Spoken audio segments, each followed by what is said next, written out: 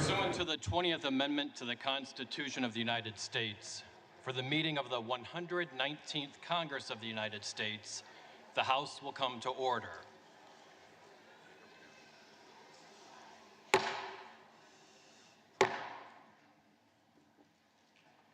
The prayer will be offered by Chaplain Kibben.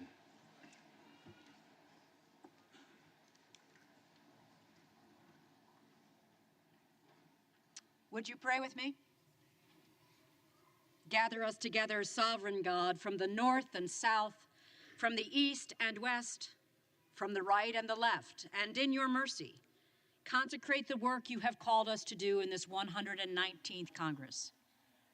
As we convene to establish and uphold the laws of this nation, may we devote our hearts anew to you and stretch out our hands to receive your instruction.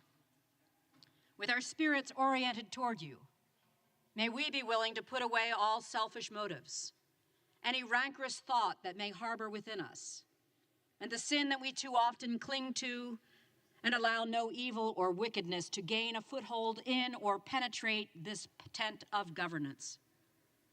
On this day and the days and months and years ahead, may we be found to be free of fault and true of faith and allegiance when we lift up our faces to you. May we, without fear or reservation nor purpose of evasion, stand blameless before you and the people we serve. We ask this and pray your blessing on this Congress and on these United States. In the strength of your divine name we pray. Amen. The representatives-elect and their guests will please remain standing and join in the Pledge of Allegiance.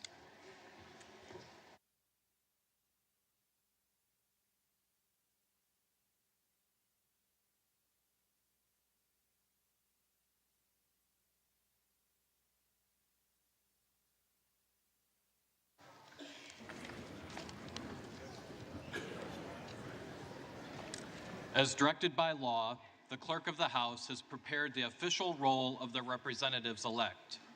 Certificates of election covering 435 seats in the 119th Congress have been received by the Clerk of the House.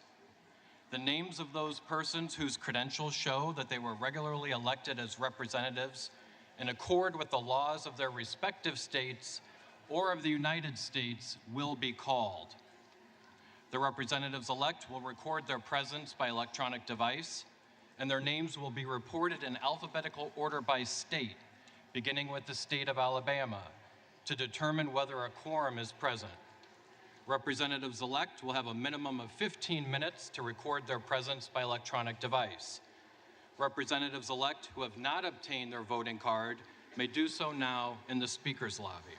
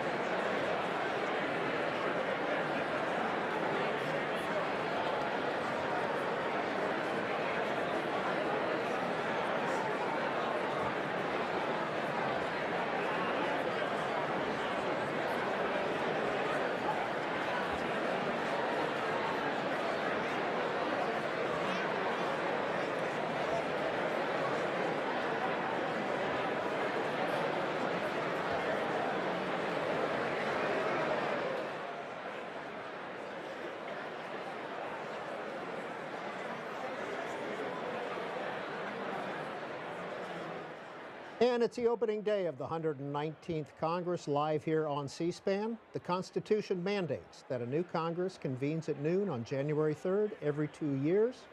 Here's the agenda for the day as planned. Right now on the House floor, a quorum call is taking place to find out how many members-elect are there. The members-elect record their presence by inserting their voting cards in the chamber's electronic voting machines today instead of a roll call vote. Then it's the election of the House Speaker, which is ordered by the clerk. The candidates for Speaker are nominated from the floor by their respective parties. We'll certainly hear Speaker Mike Johnson and Democratic leader Hakeem Jeffries' names being called shortly, and there could be other nominations as well. Now, once a new Speaker is elected, we'll hear remarks by the Speaker-elect, and that's followed by their swearing in by the Dean of the House.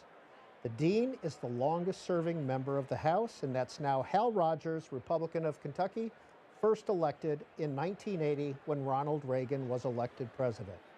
After that, the oath of office for the newly elected and re-elected members will be administered by the Speaker, and the last order of business is the adoption of the rules package for the 119th Congress.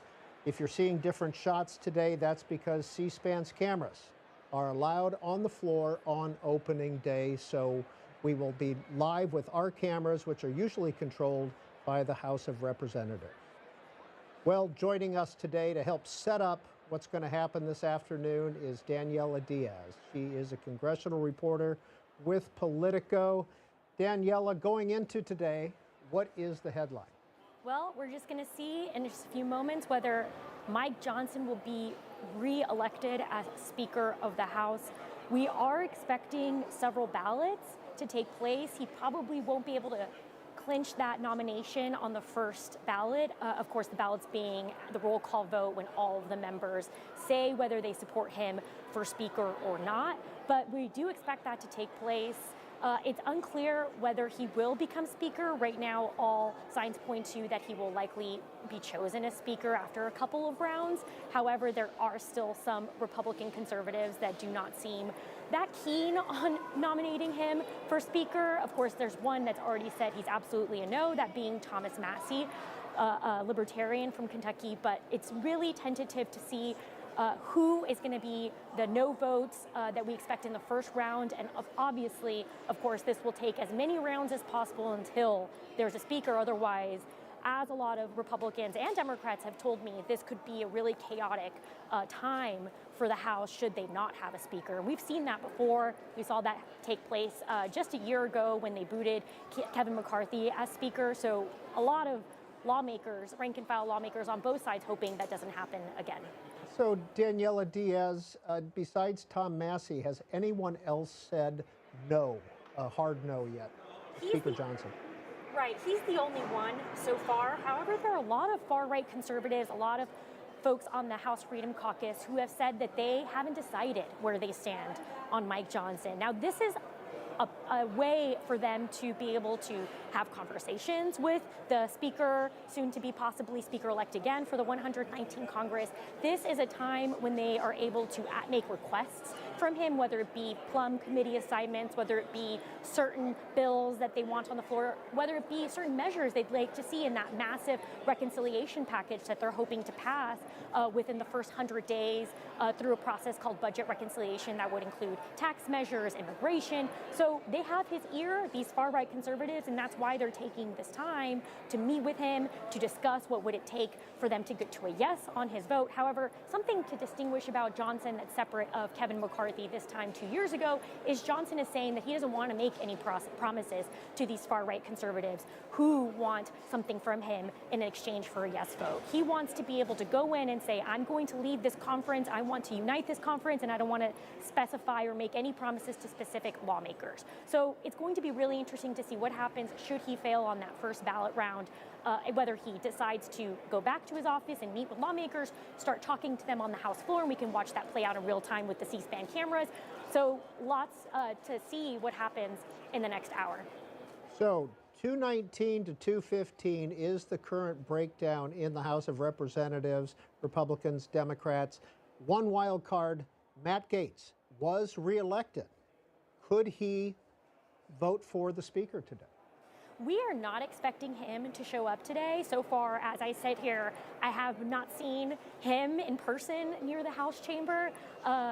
While he was elected into the 119th Congress, and of course, remember, resigned right after he was nominated to be Attorney General, and then of course said that he wouldn't return in January, it's unclear whether that means he can actually appear today and vote. From my understanding, based on Florida rules for the Secretary of State, he's not able to do that. But should he do that, it could be a sort of chaotic scene on the House floor to see him not only appear, but either cast his vote for or against Speaker Johnson. Really important to note, though, that President Donald Trump is for Speaker Johnson. He has, of course, been making calls on behalf of Speaker Johnson, has endorsed him repeatedly on social media and privately to rank and file members. So that is a huge endorsement that Speaker Mike Johnson have that he definitely needed going into today. Well, we've heard from Paul Gosar and Eli Crane, both Republicans of Arizona, both saying that they will be supporting Speaker Johnson. What would be the purpose, do you think, of a no vote on the first round?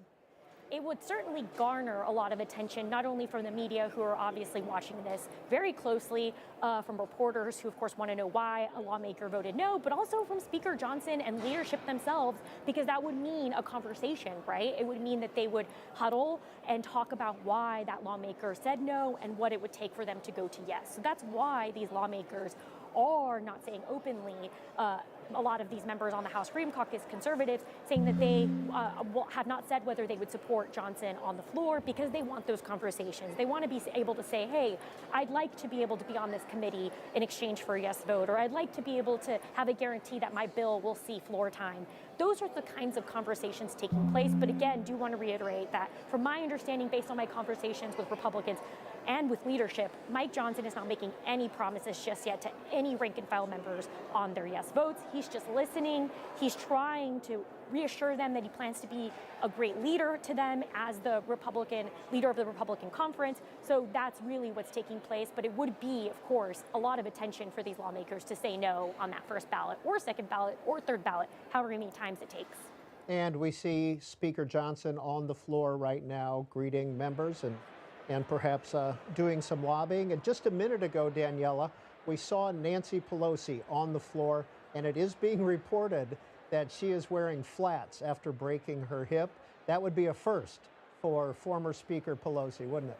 It certainly would be. You know, she actually fell while she was on a codel abroad with a group of lawmakers, and she got hip replacement abroad. And because of that, she's been out of Congress for a few weeks, leading up to the holidays and, of course, after the holidays. However, she posted yesterday on social media that she was flying back to D.C. She was not going to miss this speaker's vote. It is obviously very important to Democrats that they have full attendance. So Pelosi is here in flats, which might be the first time I could say in the years that I've covered Congress I've ever seen Nancy Pelosi in flats. But also Congressman Dwight Evans, who suffered a stroke last May. He has also been spotted near the House floor by my colleagues in a wheelchair. He has been absent from Congress since his stroke. So it's really interesting to see that he has showed up today, will vote, and Democrats have told me, I actually just filed the story as I was waiting to talk to you, that they expect full attendance from their rank and file members from their caucus today, which is important because they want to be able to really command that and show their unity against Speaker Mike Johnson. It's not usually traditional that any opposite party members vote for the opposite party's speaker nominee or the majority's nominee. So Democrats are expected to vote for Hakeem Jeffries for speaker. Of course, that math is really important because do expect all Democrats to support Speaker or Leader Jeffries. So that's why Johnson needs all Republicans to support him as the speaker, too. What if some Republicans vote present? How does that change the math? Well, not to be too technical here, although it is C-SPAN, it would mean that it could help Johnson be able to clinch the nomination. It just depends on how many members vote present. The big important detail to keep in note here is that he cannot have a lot of members vote no against him. That would mean he loses the speaker's gavel. And of course, Republicans, the last thing they want is for Minority Leader Hakeem Jeffries to accidentally get the speaker's gavel because too many members vote present or no on the Republican side. So keep an eye on how that vote shapes out. And of course, Republicans plan to be watching that closely as well, because even if they plan to vote against Mike Johnson, they definitely don't want accidentally end up with a speaker, Hakeem Jeffries. Well, one of the legislative acts that is going to happen today is an adoption of the rules package, and one of the changes in the rules package is the motion to vacate the Speaker's chair. How has that changed in this Congress? Well, in the past, as we've seen play out, when Republicans, conservatives booted McCarthy from the Speaker's chair, the way it's been is that one member, that's all it takes, can put forward a resolution to vacate the Speaker. And now that has changed, should Republicans nominate a Speaker in the next couple of hours, should a Speaker be confirmed as Speaker and Speaker Mike Johnson retains the Speaker's gavel, it will now take 8 to 9 Republicans for them to be able to have enough to be able to motion to vacate the Speaker's gavel. So it went from 1 to a handful, and that is really, really important because it makes the ability for someone to be able to boot a speaker much more difficult. Now, that was a rules package that was negotiated by the Main Street Caucus, which is a group of more centrist Republicans in the House GOP conference that worked with the House Freedom Caucus to pass that measure. So it's going to be really, really interesting to see, should that measure be adopted, how this continues. And of course, it's good news for whoever becomes Speaker, because it would mean that it will be much more difficult for them to lose that gavel. Daniela Diaz, do we expect any other legislative business after the rules package and the election of the Speaker? Well, there's a lot of new members, and they're here with their families, and even current members are here with their families today. I was walking around the House chamber, and you can just feel the buzz from lawmakers being with their families, showing them the House floor, being able to be here. So it appears that should the 119th rules package be adopted, lawmakers will clear out, be able to join the festivities for the new Congress. But then business continues tomorrow. The House Republican Conference is planning to meet to discuss this huge reconciliation package that they're hoping to pass in the first 100 days using a process called budget reconciliation. That means that they don't need Democratic votes to be able to pass legislation should it contain budgetary measures. That measure, of course, being tax policies, immigration policies. That is what Donald Trump is pushing Republicans to work on as soon as possible. And that is why we're seeing a lot of rank and file Republicans say that they want a speaker's in the chair as soon as possible. They can start their work on that. They're planning to meet tomorrow at some point to discuss that package behind closed doors. And that's what we're going to see from this conference from Republicans in Congress, from the White House after January 20th, is that priority for the first 100 days be their #1 priority to try to get that package through. There are 150 women out of 435 members in this Congress. Is that a record? Do you know offhand? It is. It's also notable that this is the first time that there are the most Republican women in the House GOP conference and Democratic women. I mean, this is probably one of the most diverse Congresses in history. And that's notable considering, diversity in the Republican conference has been increasing also in the past 10 years. More women in the Republican conference over the last 10 years, trying to catch up to what it looks like in the Democratic caucus, considering that for a long time, the Democratic caucus has been seen as more diverse, more women in that caucus. This is really notable. And also a huge historic thing to note is that Tim Scott, actually, Republican Senator Tim Scott of South Carolina, is now the longest serving black senator ever in Congress. He beats out another senator who had only served 2 terms. So he actually announced and congratulated his state for keeping him in office. And of course, he will continue to serve as a Republican senator of South Carolina in this next Congress. Daniela Diaz of Politico, thanks for helping us set up the day for the opening of the 119th Congress. We've been looking at the House floor, where there are 63 freshman members, 33 Democrats and 30 Republicans. But let's go to the other side of the Capitol, over on the Senate. And they are swearing in new members there. And let's dip in and listen. The names of the next group. Mr. McCormick, Mr. Moreno, Mr. Murphy, Ms. Rosen.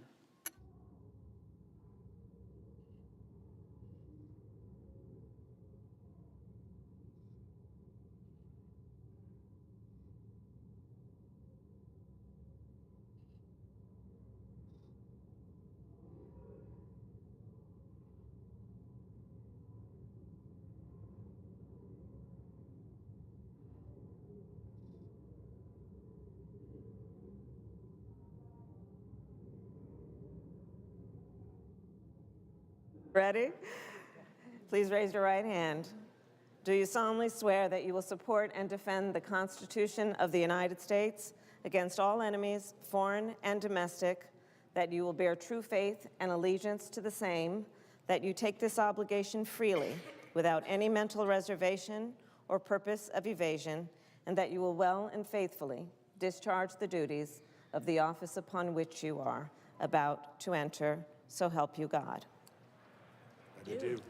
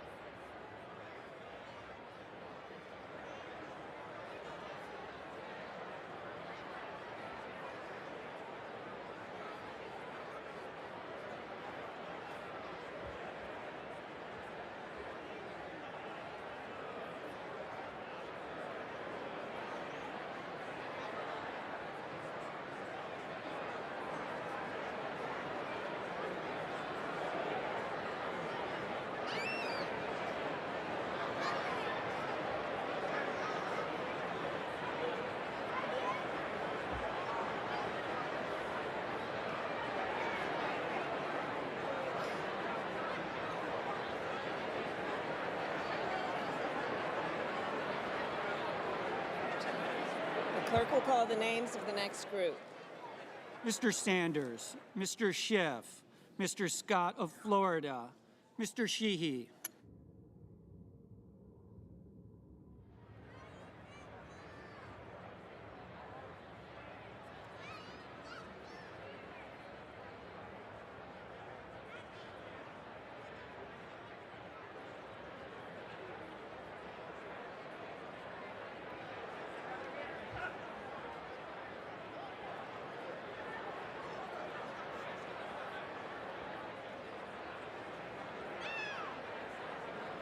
Raise your right hand. Do you solemnly swear that you will support and defend the Constitution of the United States against all enemies, foreign and domestic, that you will bear true faith and allegiance to the same, that you take this obligation freely without any mental reservation or purpose of evasion, and that you will well and faithfully discharge the duties of the office upon which you are about to enter, so help you God? I do. Congratulations, Senator. Congratulations, Senator. And that is outgoing Vice President Kamala Harris swearing in the new members of the Senate. There's about 10 new members of the Senate, about 10% of the entire body. And in the 119th Congress, the Republicans gain control.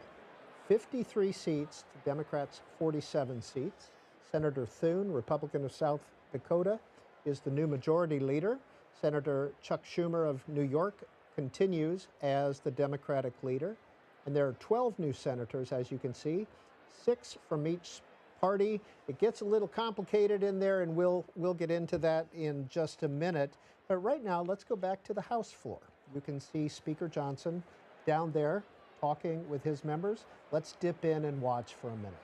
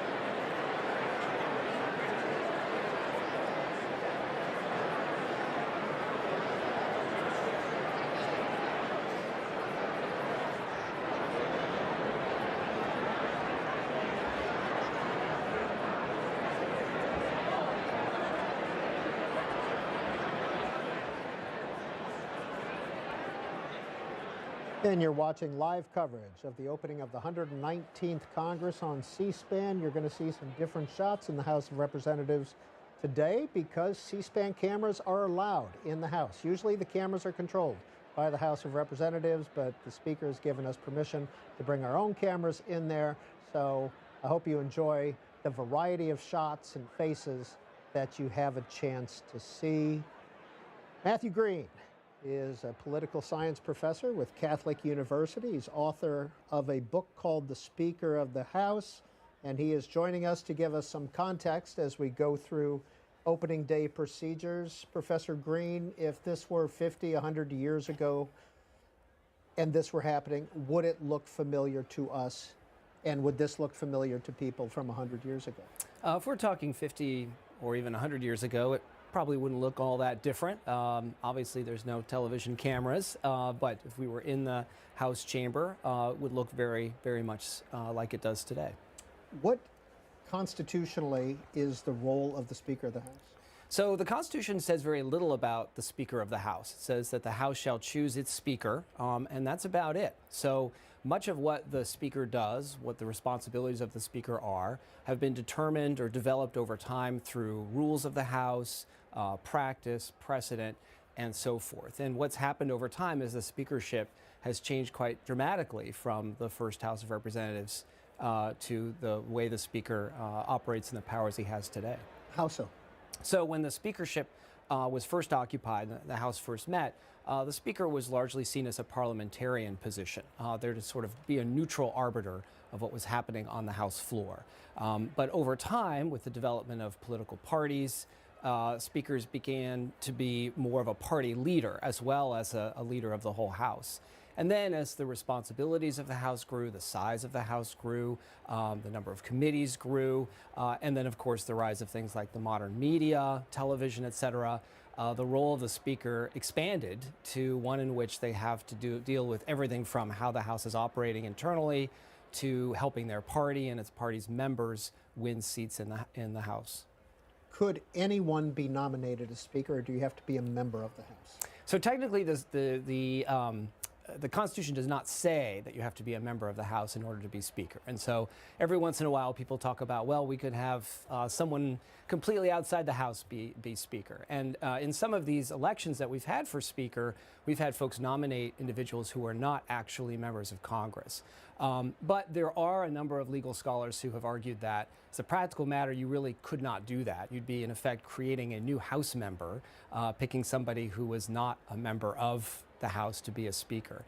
We've never had that happen, so we don't know for sure, but it seems safe to say that it would be very difficult, not impossible, to have a non-House member be Speaker. Last year, the Kevin McCarthy saga, several votes, ousting, and then et cetera, until we got to Mike Johnson in October. Has that ever happened before? Well, we've never had a Speaker removed the way that Kevin McCarthy was removed, with a privileged resolution to vacate the chair, what people often call a motion to vacate. That's the first time that had ever happened. It had been offered before, but never successfully passed. However, we have had in our history times when the House could not choose a Speaker on the first round of balloting. This happened in the 1920s, for example. So that in itself was not new, although to take 15 ballots, as it did for McCarthy to be chosen, that length of time to choose a Speaker we had not seen since the 19th century. So we're in the quorum call right now. We're waiting for that to finish. And then what comes next? So after that, we're going to have the vote for Speaker. There will be nominations. Each party will nominate their candidate, and then we will proceed to a vote. And what makes the vote so much fun for those of us who like to watch the House floor is that it's not done electronically, as this quorum call is being done, but it's done alphabetically. And every member is called by their last name, and then they have to say whom they are voting for. And so it takes a good 30, 45 minutes, and as you're watching, you can look for folks you think might not vote for their party's nominee, whether they choose not to vote or vote for someone else. And just as we had that, and we saw that drama in 2015, and it could conceivably happen again today. As a political junkie, who are you watching today? In terms of folks, how they're going to vote, well, certainly Tom Massey of Kentucky is a Republican who has said pretty clearly he's not going to vote for Mike Johnson, even though Johnson is his party's nominee. And then we have about a half dozen to a dozen other Republicans, folks like Chip Roy from Texas, who have said they're not happy with Johnson. They haven't necessarily said they'll vote against him, but they have expressed varying degrees of dissatisfaction. And so what they do in this vote, which is coming up, will help determine whether or not we have a speaker in the first ballot, or if we have to have multiple ballots. What happens if 10 or so Republicans, again, 219 to 215 is the breakdown, 10 or so Republicans vote present? So this is a good question because the way a speaker is chosen, basically there's two things that you need in order to get chosen speaker. First, you have to have the most votes. But second, you have to have an absolute majority of all the votes that are cast for a named candidate. So it could be Johnson or Jeffries, or it could be anybody, but it has to be a name. So if you choose not to vote or you vote present, it's as if you're not voting at all, and it's not counted towards the denominator. So, for instance, a lot of people are talking about how Johnson can only afford one defection, which is true. If Tom Massey votes present, doesn't vote, or votes for someone else, Johnson will still have a majority. But when you start having more defections, then how they vote will matter. So, for instance, if there are two defections, two Republicans who choose either to vote for someone else or not to vote at all, or vote present, then the outcome depends on what their vote choice is. If they, for example, those two members decide not to vote at all, they're not counted. And then the threshold that you need to get elected is not 218 as it is now, but 217. And in which case, Johnson would lose 2 votes, but he would have 217. He would have the majority, he'd still be speaker. But if those 2 Republicans choose to vote for another named candidate, you still need the 218. And Johnson would have 217, so we wouldn't have a speaker chosen. So if everyone votes, 219, 215, Hakeem Jeffries does not stand a chance of being elected speaker if no Republicans vote for him, correct? If everyone votes for a name. Yes, right, if Johnson loses 2, 3, or even 4 Republicans, he's okay. But once you have 5 or more, he gets into the danger zone, because at that point, he would only have at most 214 votes. And if every Democrat is there and votes for Jeffries, Jeffries has 215, which is more than 214. So then how those folks choose to vote, if at all, matters. Matt Green of Catholic University, we'll come back to you. Let's go to the House.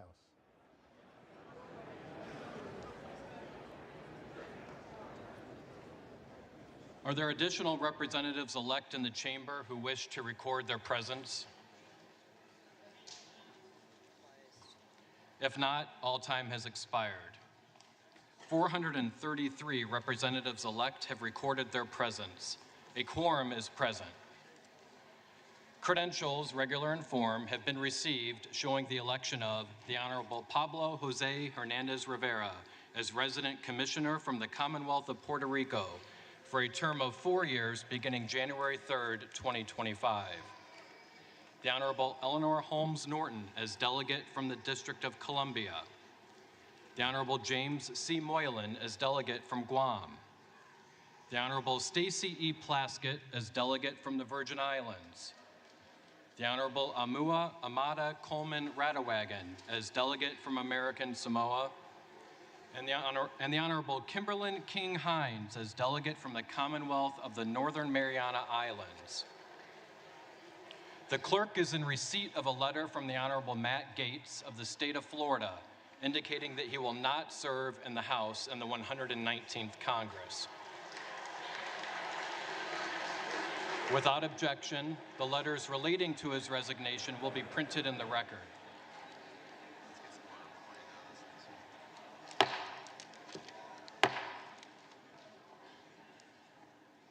Pursuant to law and precedent, the next order of business is the election of the Speaker of the House of Representatives for the 119th Congress. Nominations are now in order. The clerk recognizes the gentlewoman from Michigan, Mrs. McLean.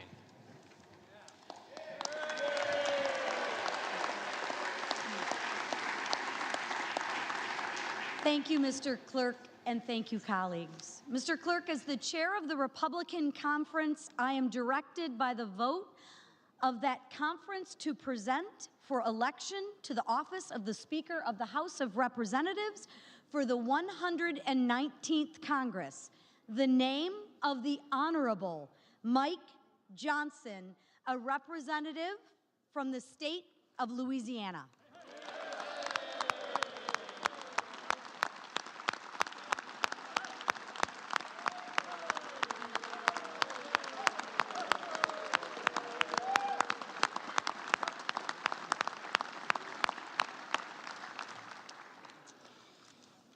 Welcome, everybody. I am optimistic about our future. On November 5th, the American people gave us a great opportunity to get America back on the right track.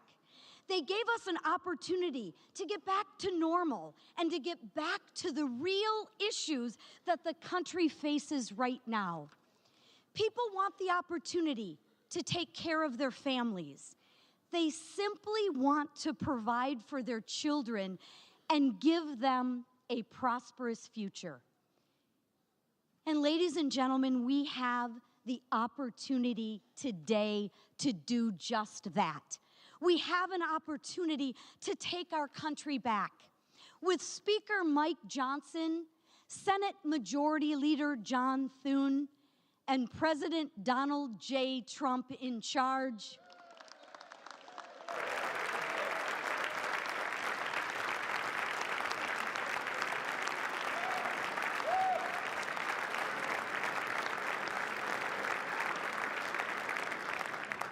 we have the opportunity to put America first again.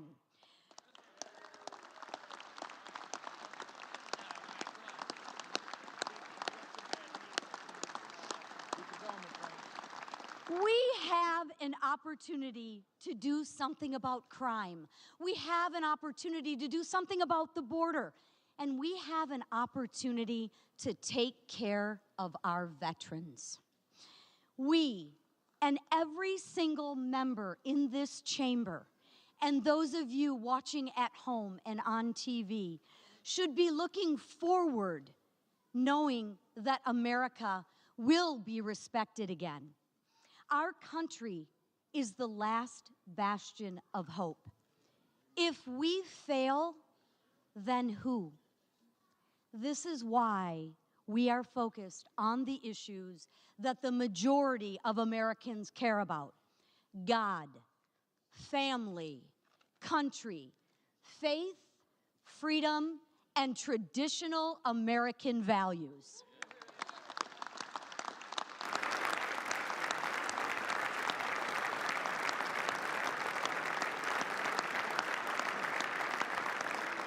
And we should be making it easier for people to achieve the American dream.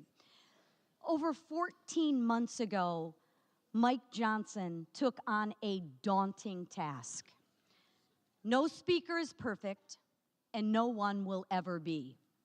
However, achieving perfection requires incremental gains and hard decisions along the way. None of us will get exactly what we want. The fundamental collective goal of this body is to make progress for the American people in which we represent. And we have done just that under Mike's leadership. We should be celebrating and building upon his efforts, our efforts. Mike has remained the same kind and caring person as he was before he assumed this role. He's an honest broker. He shows you his true beliefs at face value. He is steadfast in his values of faith, family, and love of this country. He knows our brightest days are still ahead of us, and I do too. I am hopeful for the next Congress. I am optimistic that we will focus on those issues that people truly care about. I know Mike will be an integral part of this country's comeback. He will lead us through another successful Republican majority. As chairwoman of the Unified House Republican Conference, I can say proudly that we are ready to govern.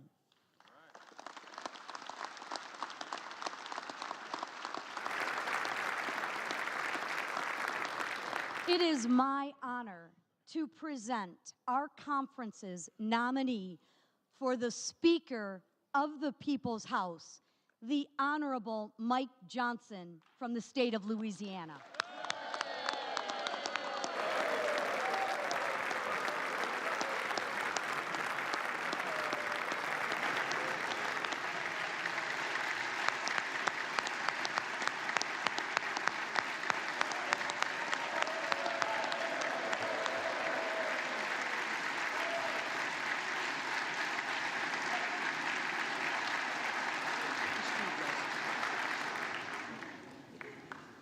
The clerk now recognizes the gentleman from California, Mr. Aguilar.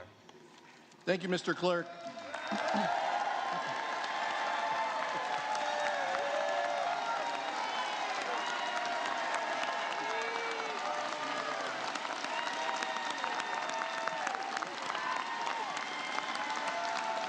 Thank you, Mr. Clerk.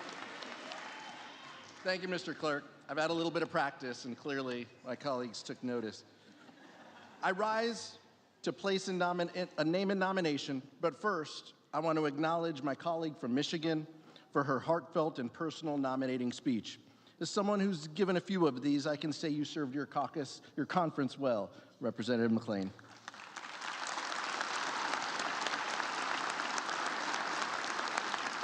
But Mr. Clerk, today I rise on behalf of the governing majority of the House of Representatives.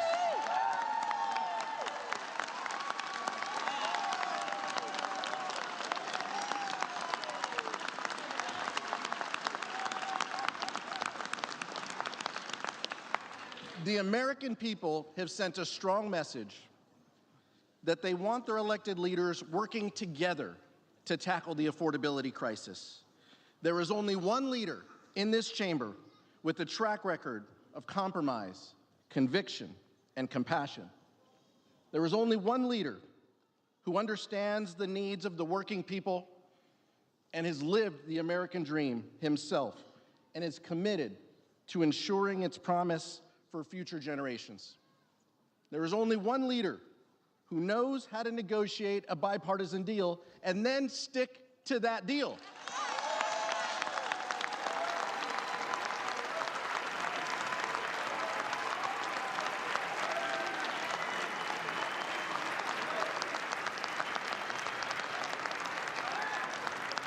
House Democrats are united behind the most powerful legislative leader in this chamber, Hakeem Jeffries of Brooklyn.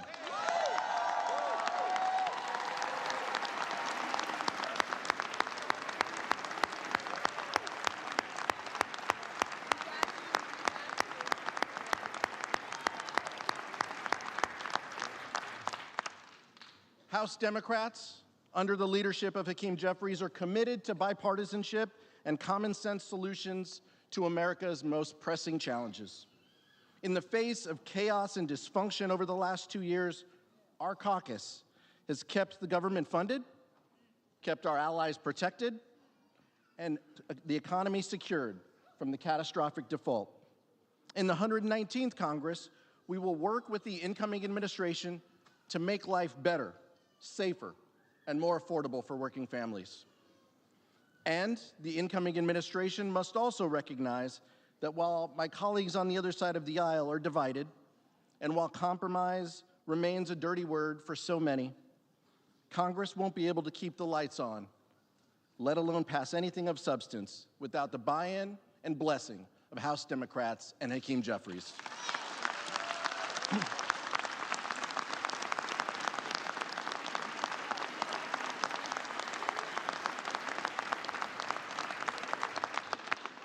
Make no mistake, Democrats want to bring down the cost of living, build more housing, and lower the cost of everyday items like food, medicine, and childcare. Even as the extreme rhetoric rises in this chamber and in the public square, we will not stop advocating for the policies that do the most good for the most people. Because of Hakim's leadership, we will never abandon our values or sacrifice our bedrock principles of freedom and democracy. When America's enemies abroad threatened our democratic ally, Ukraine, when terrorists attacked our strongest ally, Israel, it was Hakeem Jeffries and House Democrats who delivered the votes and stood tall for America's national security.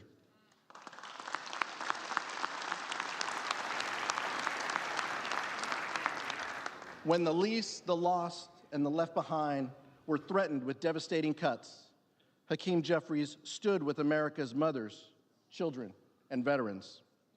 When the incoming administration wanted to raise the debt limit by trillions of dollars in order to finance tax cuts for the wealthy, the well-off, and the well-connected, leaving middle-class families to pay for the bill and leaving them high and dry, Hakeem Jeffries didn't just say no, he said, That's why there is only one true candidate today for Speaker. So, Mr. Clerk, I am honored to rise today at the direction of the House Democratic Caucus to place into nomination for election to the position of Speaker of the House of Representatives, the pride of Brooklyn, the gentleman from New York, Hakeem Jeffries.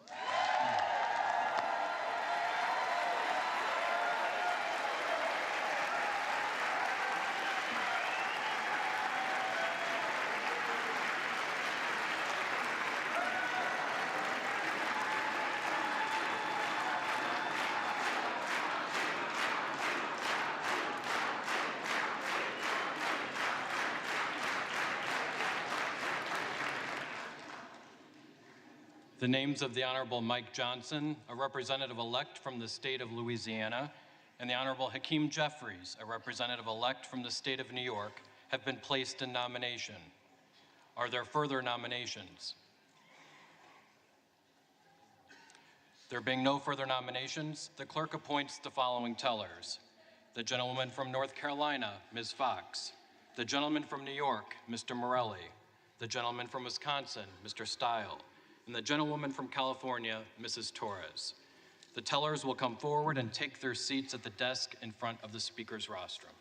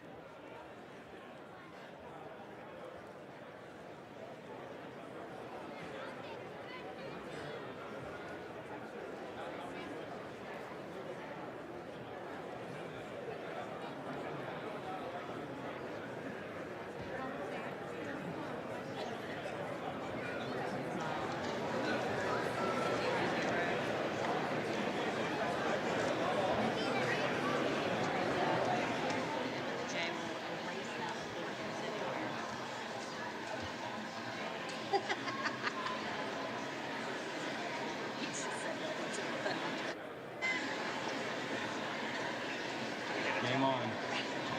Game on. Loosen the tie. This really does sound good. This is what I should do. I won't.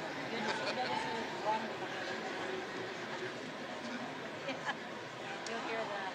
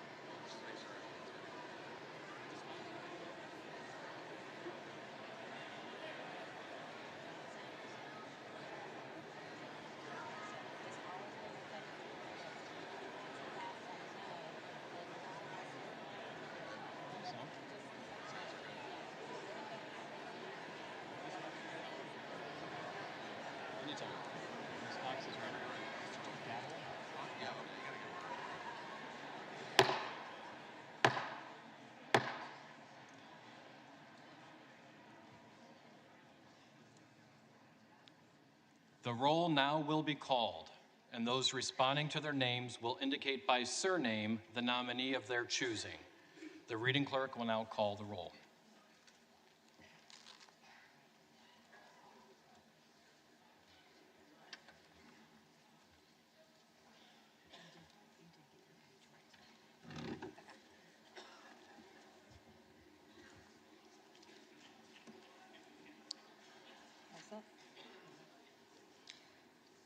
Adams. Jeffries. Adderholt. Johnson. Aguilar. Jeffries. Alford. Johnson. Allen. Johnson. Amo. Jeffries. Amode of Nevada. Johnson. Ansari. Jeffries. Arrington. Johnson. Auchincloss. Jeffries. Babin. Johnson. Bacon. Johnson. Baird. Johnson. Balderson. Johnson. Ballant. Jeffries. Barr. Johnson. Barragan. Jeffries. Barrett. Barrett.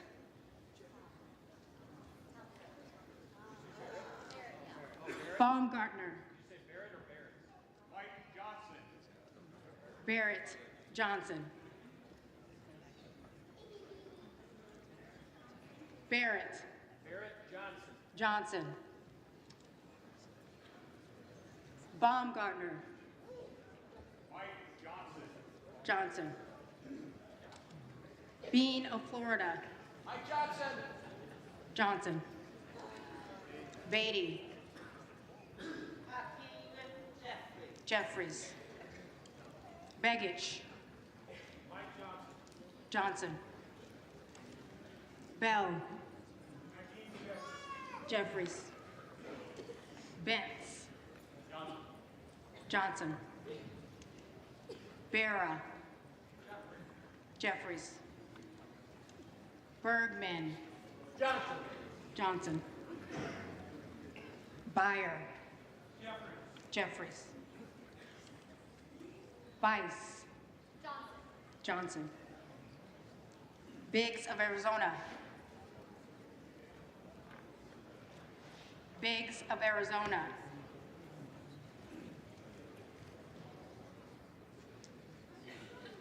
Biggs of South Carolina. President Trump's endorsed candidate, Mike Johnson. Bilirakis. Johnson. Bishop. Jeffries. Bobert. Johnson. Bonamici. Jeffries. Bost. Johnson. Boyle of Pennsylvania. Jeffries. Rakeen. Johnson. Bresnahan. Johnson. Brown. Jeffries. Brownlee. Jeffries. Buchanan. Johnson. Budzinski. Jeffries. Burgett.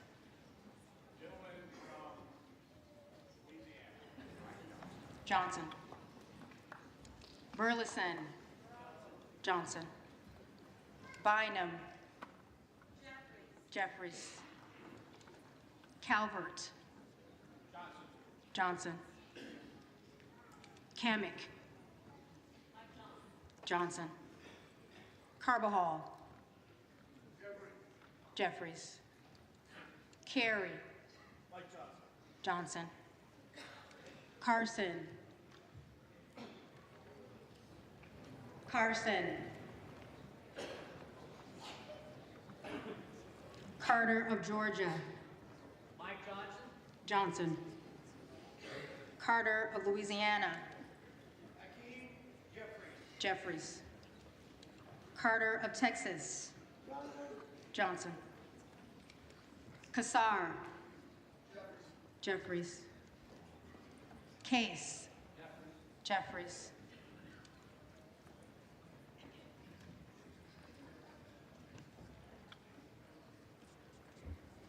Caston. Jeffries. Castor of Florida. Jeffries. Castro of Texas. Jeffries. Shifferlis McCormick.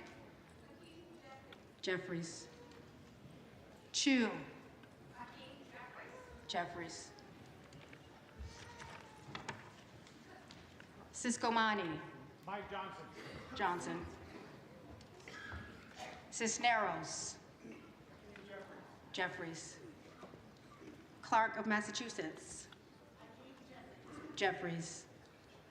Clark of New York. Jeffries. Cleaver.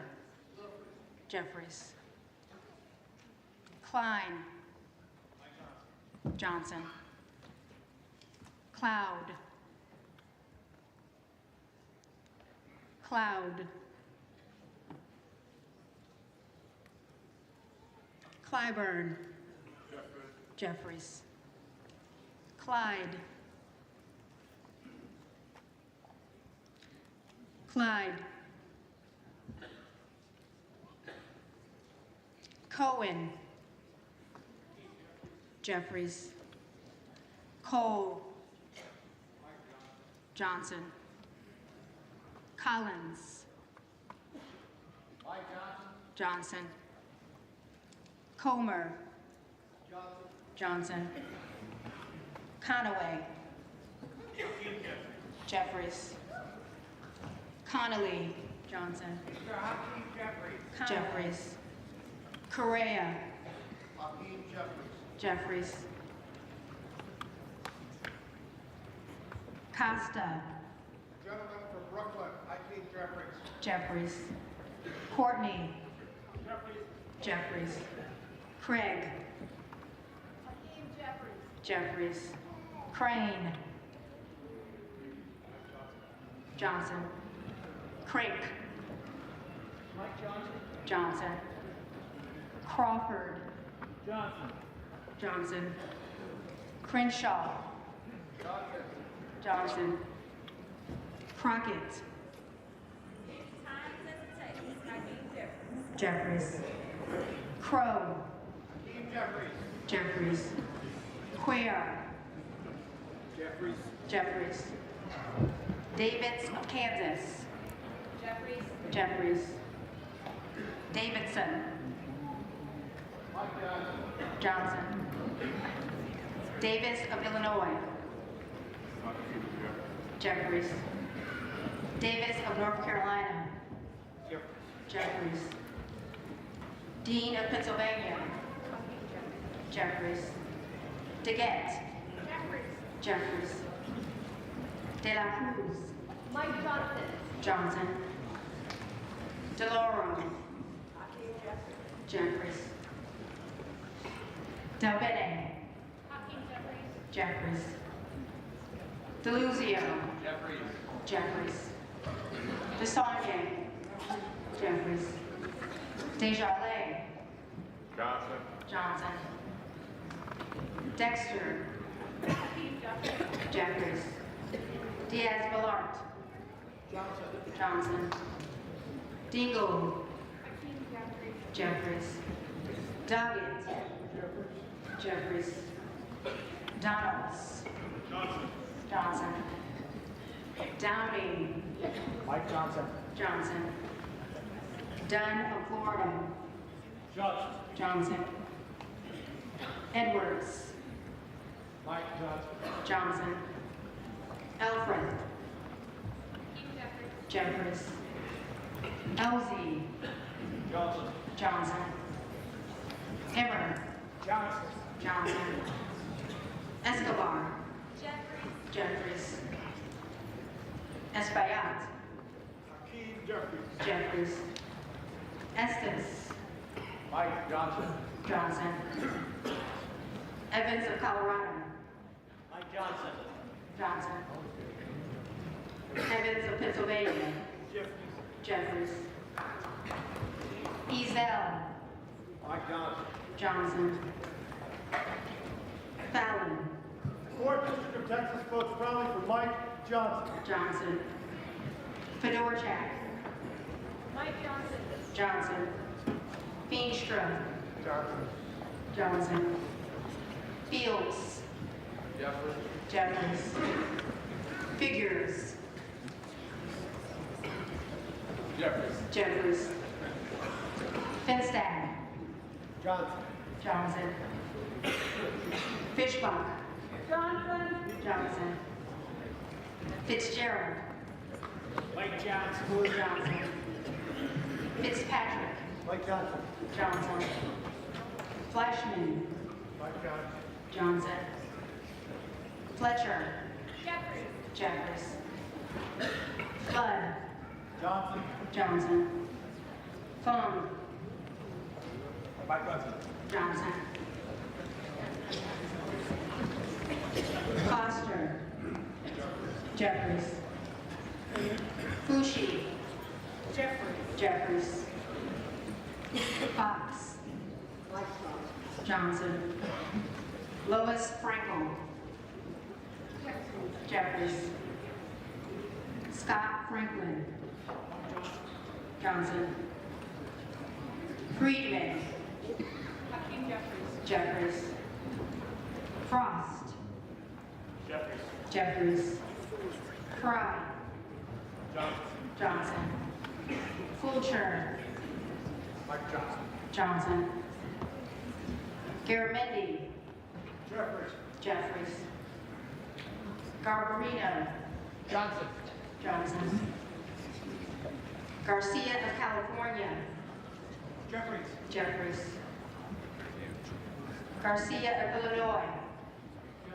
Jeffries. Garcia of Texas. Jeffries. Gill of Texas. Mike Johnson. Johnson. Gillen. Jeffries. Jimenez. Johnson. Johnson. Golden of Maine. Jeffries. Jeffries. Goldman of New York. Jeffries. Jeffries. Goldman of Texas. Mike Johnson. Johnson. Gomez. Jeffries. Jeffries. Tony Gonzalez. Johnson. Johnson. Vicente Gonzalez. Hakeem Jeffries. Jeffries. Gooden. Johnson. Goodlander. Jeffries. Gosar. Gosar. Gottheimer. Jeffries. Jeffries. Graves. Johnson. Gray. Jeffries. Jeffries. Green of Tennessee. Mike Johnson. Johnson. Green of Texas. And still I rise for the preferred candidate of liberty and justice for all, the hope and dream of his brave order.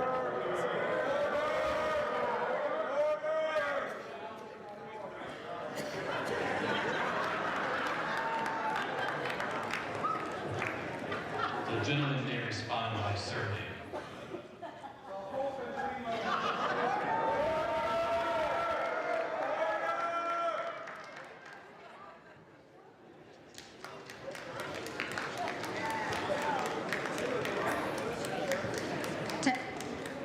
of Texas, Jeffries. Green of Georgia, Johnson. Griffith, Johnson. Grijalva, Jeffries. Grothman, Johnson. Guest, Johnson. Johnson. Guthrie, Johnson. Johnson. Hageman, Mike Johnson. Johnson. Hamadeh of Arizona, Johnson. Harder of California, Jeffries. Herodopoulos, Johnson. Johnson. Harrigan, Johnson. Johnson. Harris of Maryland. Harris of Maryland. Harris of North Carolina. Mike Johnson. Johnson. Harshbarger. Johnson. Hayes.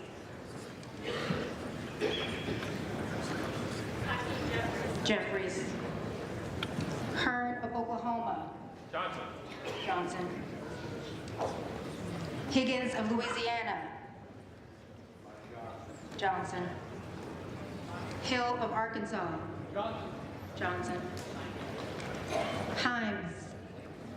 Jeffries. Jeffries. Henson. Mike Johnson. Johnson. Horsford. Jeffries. Jeffries. Houchin. Johnson. Houlihan.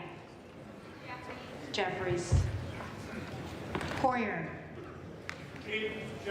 Jeffries. Hoyle of Oregon. Jeffries. Hudson. Mike Johnson. Johnson. Huffman. Jeffries. Huizinga.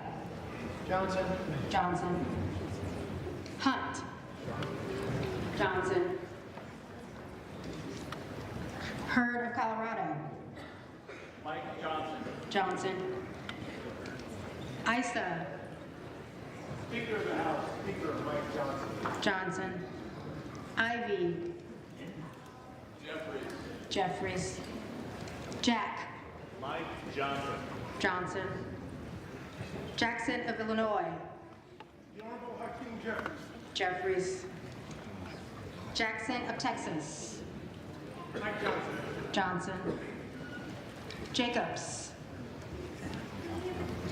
Jeffries. James. Mike Johnson. Johnson. Jayapal. Jeffries. Jeffries. Jeffries. Jeffries.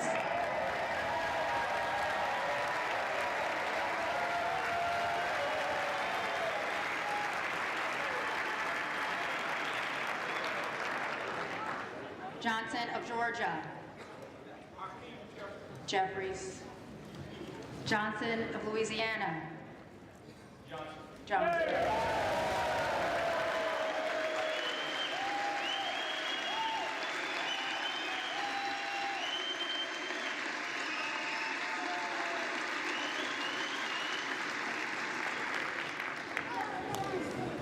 Johnson of South Dakota. Johnson. Johnson of Texas. Jeffries. Jordan. Johnson. Joyce of Ohio. Johnson. Johnson. Joyce of Pennsylvania. Mike Johnson. Johnson. Kim Lagerdove. Jeffries. Captor. Jeffries. Kane. Johnson. Keating. Jeffries. Kelly of Illinois. Jeffries. Kelly of Mississippi. Johnson. Kelly of Pennsylvania. Johnson. Johnson. Kennedy of New York. Jeffries. Kennedy of Utah. Johnson. Kana. Jeffries. Kiggins of Virginia. Johnson. Kylie of California. Johnson. Kim. Johnson. Not. Mike Johnson. Johnson. Krishnamurthy. Jeffries. Kustoff. Johnson. LaHood. Johnson. LaLota. Mike Johnson. Johnson. LaMalfa. Born on Friday. Mike Johnson. Johnson. Landsman. Hakeem Jeffries. Jeffries. Langworthy. Johnson. Larson of Washington. Jeffries. Larson of Connecticut. Jeffries. Latimer. Jeffries. Latta. Johnson. Johnson. Lawler. The Honorable Mike Johnson. Johnson. Lee of Florida. Johnson. Lee of Nevada. Jeffries. Lee of Pennsylvania. Jeffries. Ledger Fernandez. Hakeem Jeffries. Jeffries. Letlow. Johnson. Levin. Hakeem Jeffries. Jeffries. Ricardo. Hakeem Jeffries. Jeffries. Lou. Hakeem Jeffries. Jeffries. Lofgren. Jeffries. Loudermilk. Johnson. Johnson. Lucas. Johnson. Johnson. Luna. MAGA Mike Johnson. Johnson. Latrell. Johnson. Lynch. Jeffries. Jeffries. Mace. Johnson. McKenzie. Mike Johnson. Johnson. Magaziner. Hakeem Jeffries. Jeffries. Maliotakis. Johnson.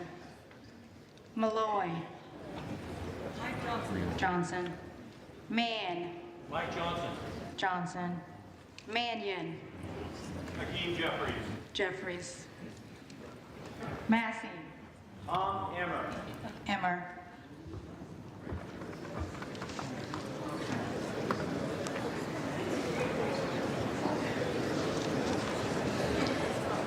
Mast. Mike Johnson. Johnson. Matsui. Jeffries. McBath. Jeffries. McBride. Jeffries. McCall. Johnson. McLean. Mike Johnson. Johnson. McLean Delaney. Jeffries.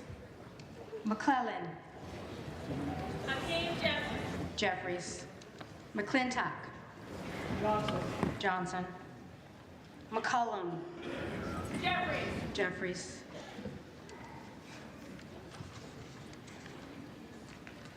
McCormick. Johnson. Johnson. McDonald Rivet. Jeffries. McDowell. Mike Johnson. Johnson. McGarvey. Hakeem Jeffries. Jeffries. McGovern. Jeffries. Jeffries. McGuire. President Trump won in the electoral vote. I'm proud to legislate Mike Johnson. Johnson. McIver. Hakeem Jeffries. Jeffries. Meeks. Hakeem Jeffries. Menendez.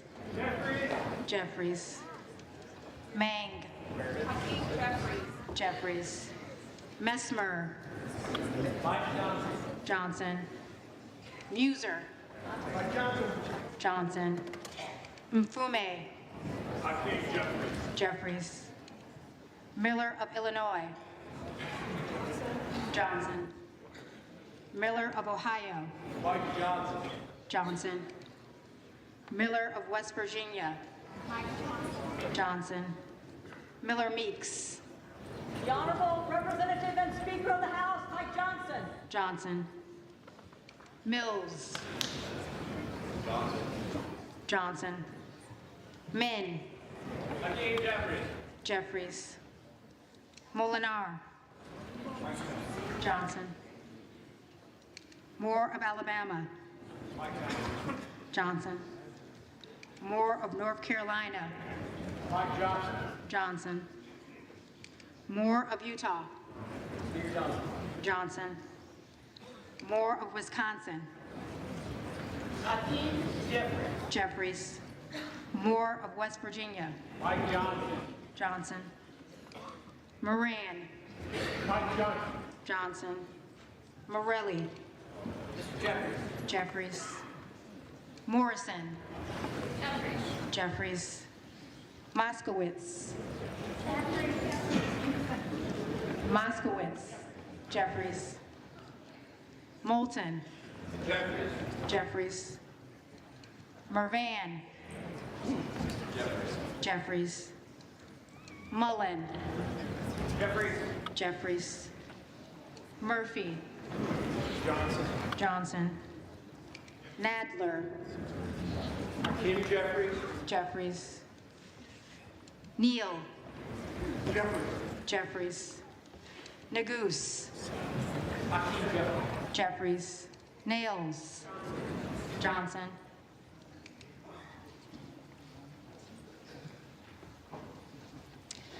Newhouse. Mr. Johnson. Johnson. Norcross. Jeffries. Norman. Jordan.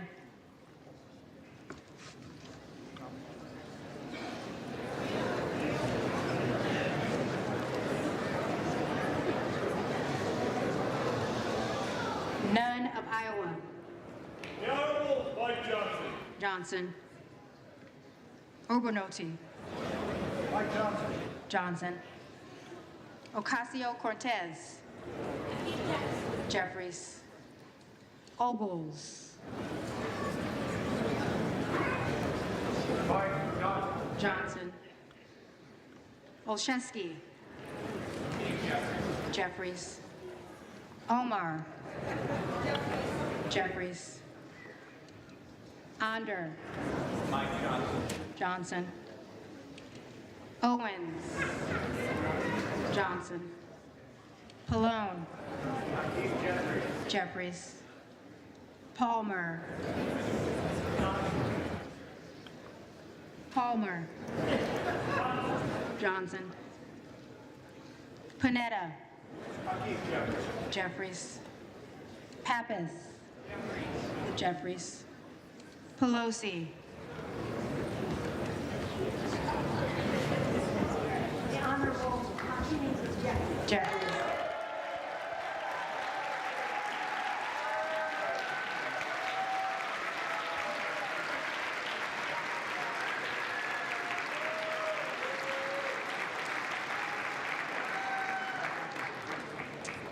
Perez. Jeffries. Perry. Johnson. Peters. Jeffries. Pedersen. Jeffries. Pfluger. Johnson. Pingree. Jeffries. Pocan. Jeffries. Poe. Jeffries. Presley. Presley. Jeffries. Quigley. Jeffries. Ramirez. Jeffries. Randall. Jeffries. Raskin. Jeffries. Reschenthaler. Johnson. Riley of New York. University's Hakeem Jeffries. Jeffries. Rivas. Jeffries. Rogers of Alabama.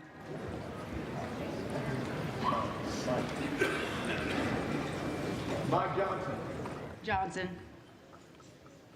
Rogers of Kentucky. Johnson. Rose. Johnson. Ross. Jeffries. Rouser. Johnson. Roy. Roy.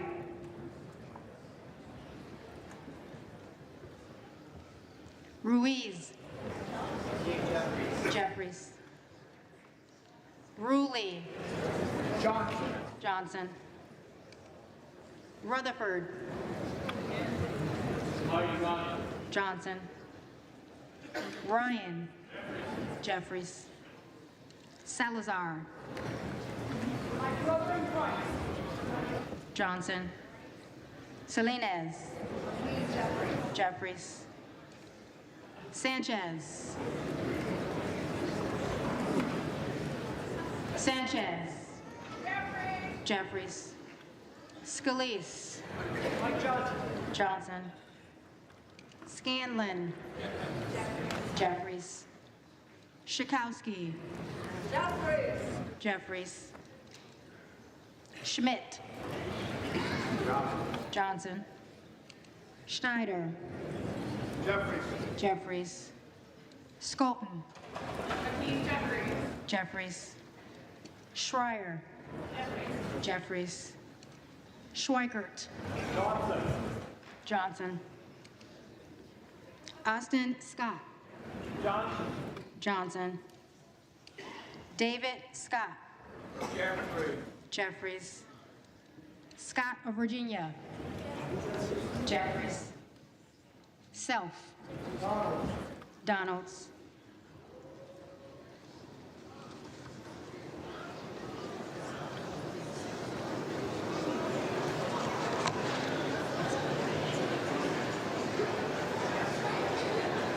Sessions. Johnson. Sewell. Jeffries. Sherman. Jeffries. Sherrill. Jeffries. Shreve.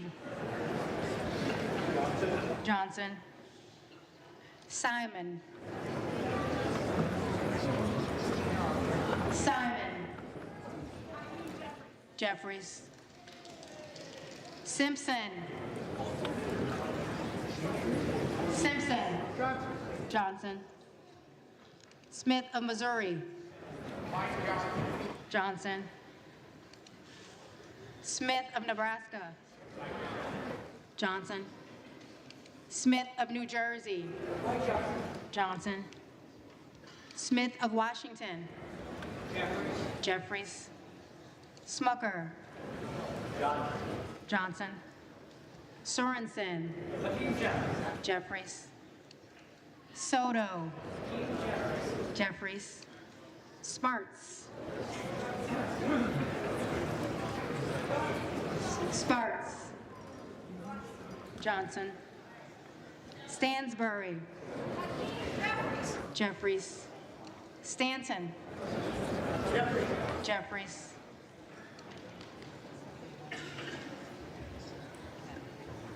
Stauber. Johnson.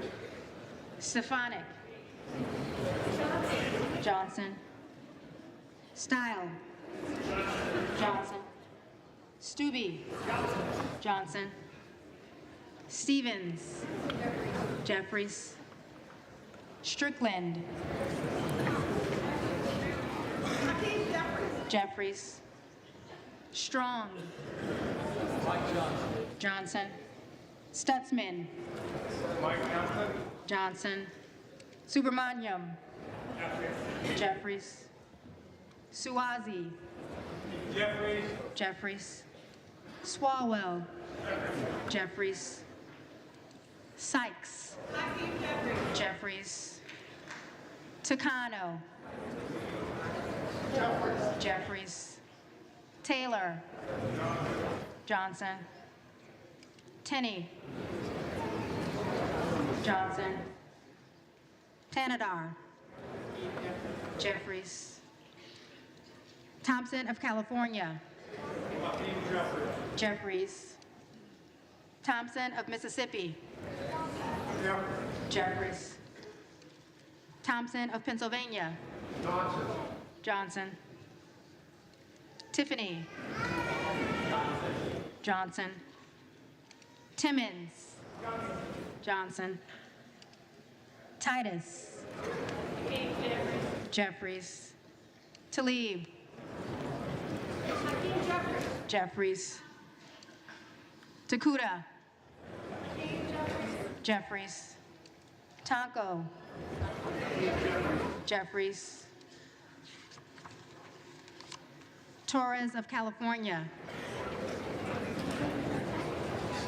Jeffries. Torres of New York. Jeffries. Trahan. Jeffries. Tran. Jeffries. Turner of Ohio. Johnson. Turner of Texas. Jeffries. Underwood. Jeffries. Valadeo. Johnson. Van Drew. Johnson. Van Dyne. Johnson. Van Orden. Johnson. Johnson.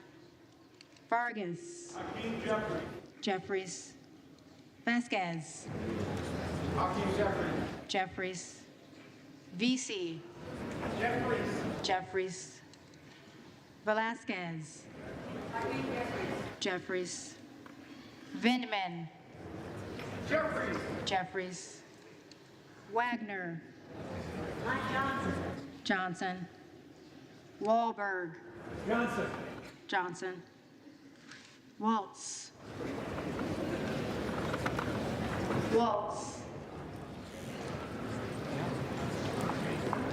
Wasserman Schultz. Jeffries. Waters.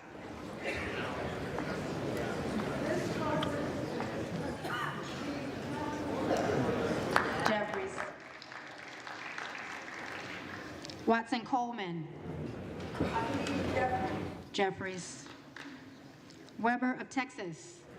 James Michael Johnson, Louisiana's favorite son. Johnson. Webster of Florida. Johnson. Westerman. Johnson. Whitesides. Jeffries. Weed. Mike Johnson. Johnson. Williams of Georgia. Jeffries. Williams of Texas. Johnson. Wilson of Florida. Jeffries. Wilson of South Carolina. Johnson. Whitman. Johnson. Womack. Johnson. Yackham. Johnson. Zinke. Johnson.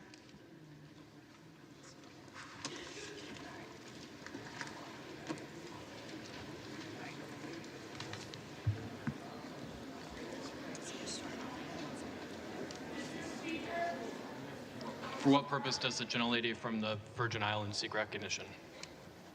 Speaker, I have a parliamentary inquiry. I note that the names of the representatives from the Americas Samoa, Guam, Northern Mariana, Puerto Rico, the Virgin Islands, and the District of Columbia were not called, representing collectively 4 million Americans.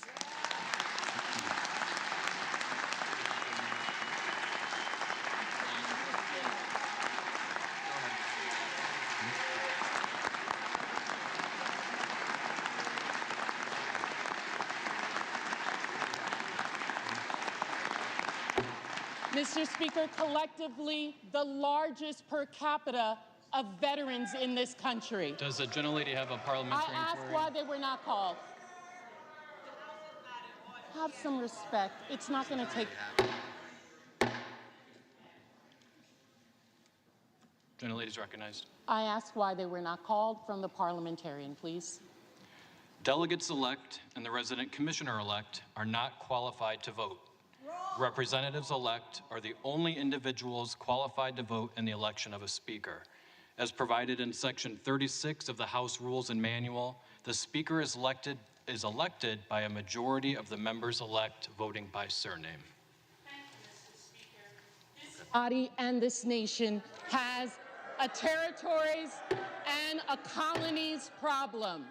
What was supposed to be temporary has now effectively become permanent. We must do something about this problem so that these 4 million... But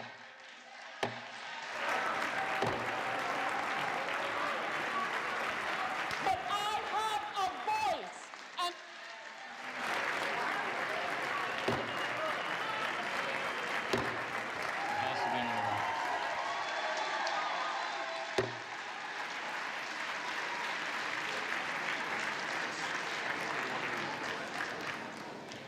The reading clerk will now call the names of the representatives-elect who did not answer the first call of the roll.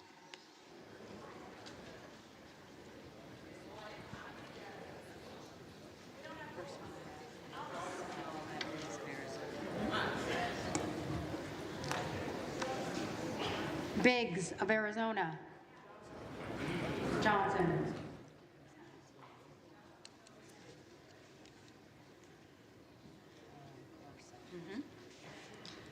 Carson. Jeffries.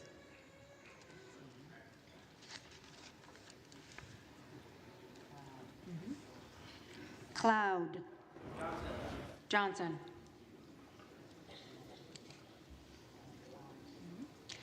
Clyde. Clyde.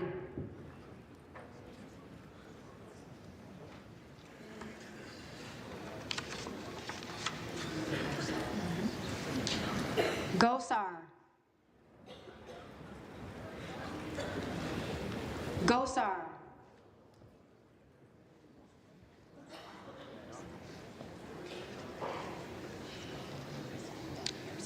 Harris of Maryland. Johnson. Johnson.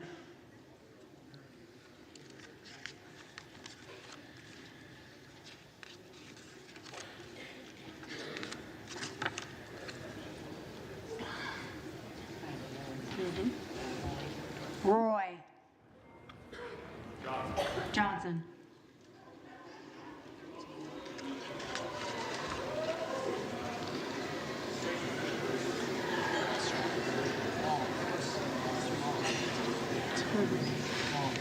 Waltz. Johnson. Johnson.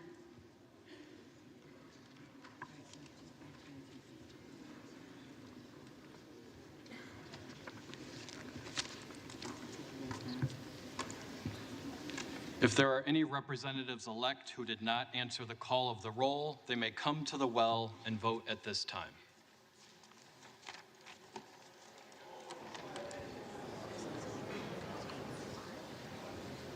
Just stand right there. Just say Clyde. Just say Clyde.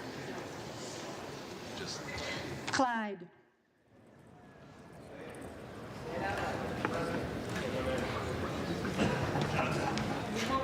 Clyde.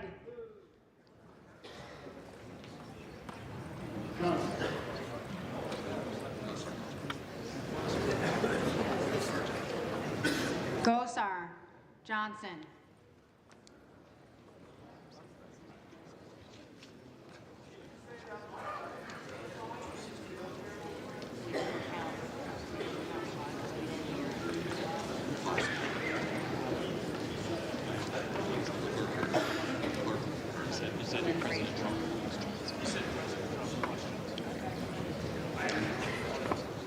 Clyde Johnson.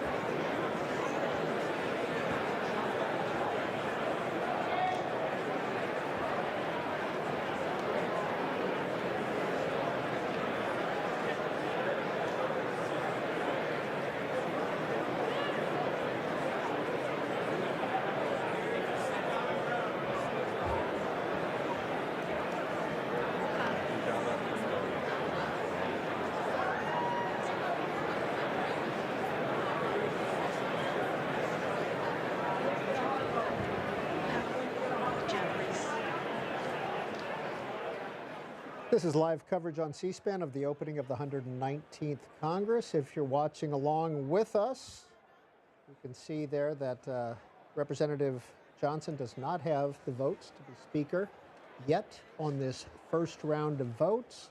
The tally, 216 for Johnson, 215 for Jeffries, 3 for others.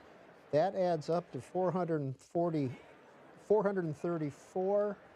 Matthew Green is a professor of politics at Catholic University. He is with us, and I'd love to show those 4 pages of math that you have been doing throughout this vote count. What happened? Well, we knew that there were some Republicans who were unhappy with Johnson and talked about, if not voting against him, voting present or not voting. We knew Tom Massey of Kentucky definitely was not going to vote for Johnson. But we had more, certainly, than I had anticipated. And although many of them ultimately in the second round, when their names were called, decided to vote for Johnson, there were 3 Republicans who voted for other named candidates. And so as a result, Johnson did not have the 218 that he needed to get elected this round of Speaker voting. Joining us.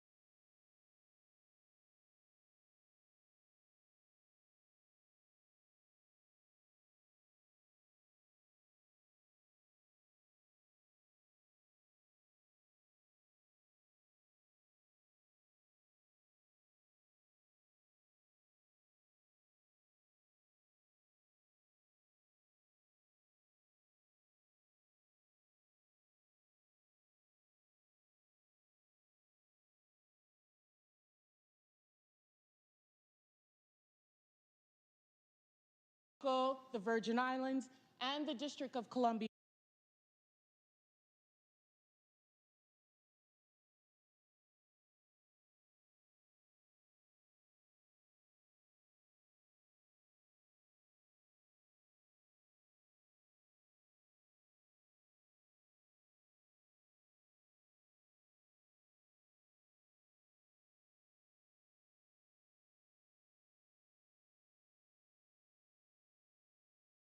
Johnson. Zinke. Michael Johnson.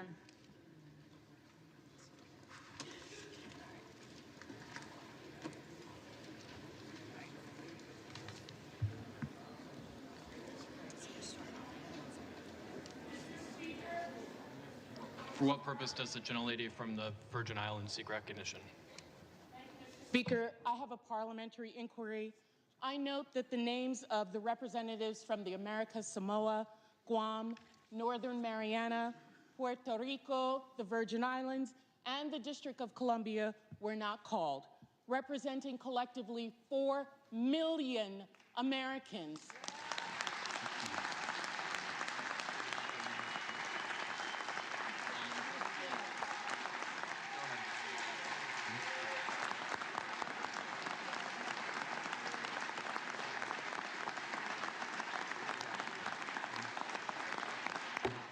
Mr. Speaker, collectively the largest per capita of veterans in this country. Does the gentlelady have a parliamentary inquiry? I asked why they were not called.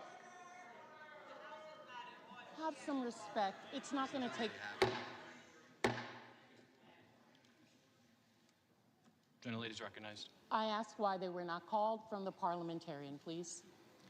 Delegates-elect and the resident commissioner-elect are not qualified to vote. Representatives-elect are the only individuals qualified to vote in the election of a speaker. As provided in Section 36 of the House Rules and Manual, the speaker is elected by a majority of the members-elect voting by surname. This body and this nation has a territories and a colonies problem. What was supposed to be temporary has now effectively become permanent. We must do something about this problem so that these 4 million...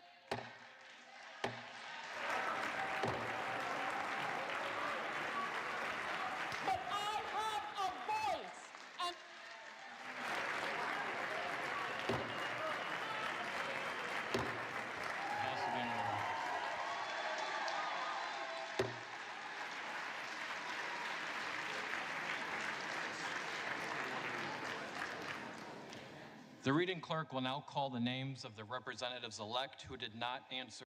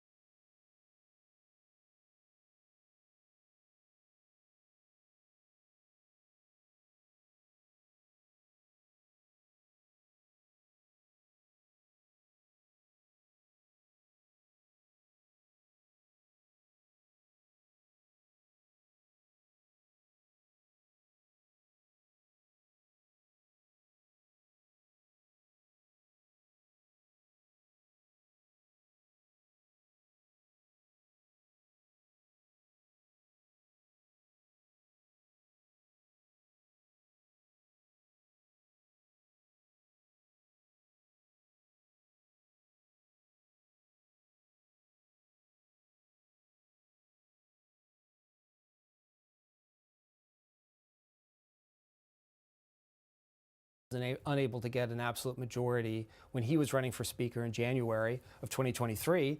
The question is whether those negotiations, as we heard earlier, those discussions are happening now, or whether or not, or if they're going to happen at a later point. And it kind of depends on the politics of the moment, what these members, what they want, why they voted the way they did, whether they're open to negotiation, and if so, what it is that they want in exchange for those votes. Matthew Green, often people are promised the first round. I will support you on the first round.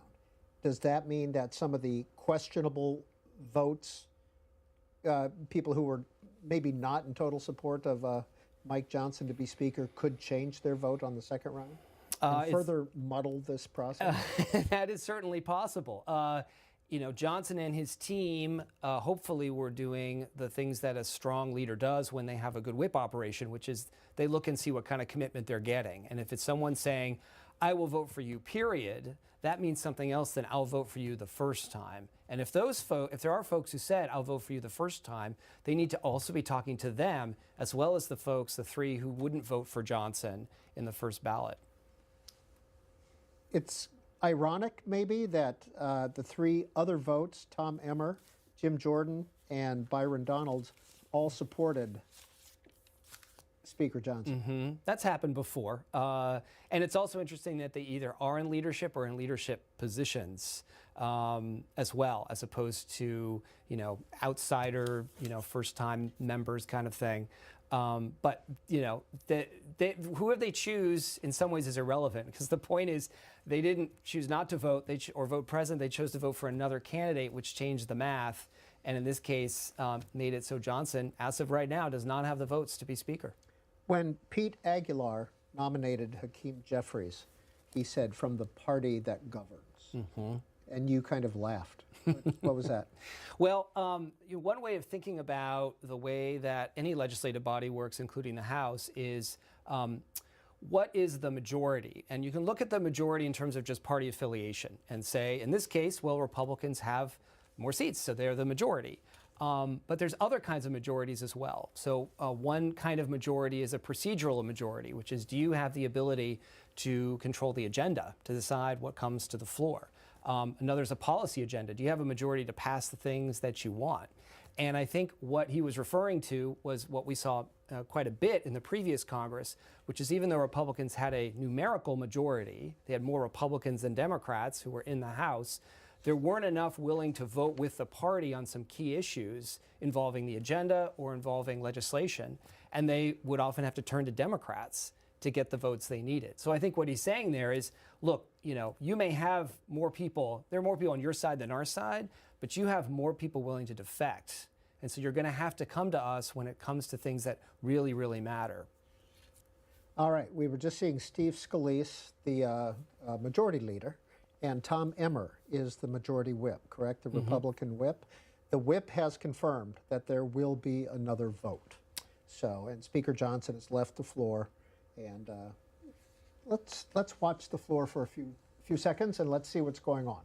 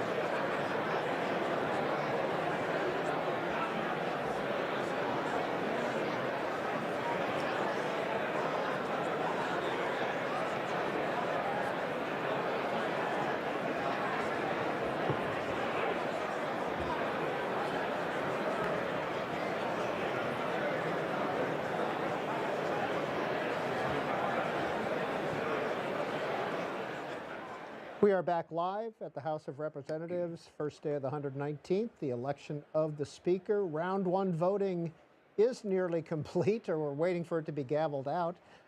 Tom Massey, Marjorie Taylor Greene, Professor Matthew Greene is here on the set with us. Professor Greene, what do you see in that picture? That's a great shot of two members of the House Republican Conference who have a tradition of causing trouble and pushing back against party leaders from time to time. In this case, one of them did vote for Mike Johnson for Speaker, but the other did not. And is Tom Massey, is there any lobbying that can be done, in your view, to Tom Massey to get him? You know, this is something that's going on the floor, and I can't speak for Massey, but I will say he has a tradition of being a sort of a lone gun, if you will, and doing his own thing. And he has said early and often he would not vote for Johnson, which certainly suggests that he is not open to persuasion. But, you know, who knows? The fact that this is happening after the last Speaker election, Kevin McCarthy, 15 rounds or so before he got elected. I can't think of a time in the history of the House of Representatives where we've had two consecutive Congresses where on the opening day or the first opportunity to vote for Speaker, no one wins the first ballot. I can't think of, it may be the first time in the history of the House that this has happened. And I think that speaks to the nature of congressional politics these days, that we have strong partisanship, right, which we always have for the Speaker races, but certainly people are not going to defect very often on big votes. But you also have division. You have division, especially within the Republican Party. And in fact, really since 2011, with one exception, we have had every vote for Speaker has had at least one defector from one or both of the parties. The only exception to that was the election for Johnson in the fall of 2023. So in some ways we're returning to form, but the fact that they couldn't even reach a majority, the majority party's candidate couldn't reach a majority on the first ballot on the first day of the opening house, and for 2 consecutive Congresses is really remarkable. If you were a Democrat on the floor right now, how would you be feeling? Well, Democrats would obviously prefer to be in the majority than the minority, but given that, I think they are thinking this is, again, just as Congressman Aguilar said, a sign that there's going to be a lot of opportunities for them to have influence because the majority party is going to have trouble governing. Let's return to the House floor.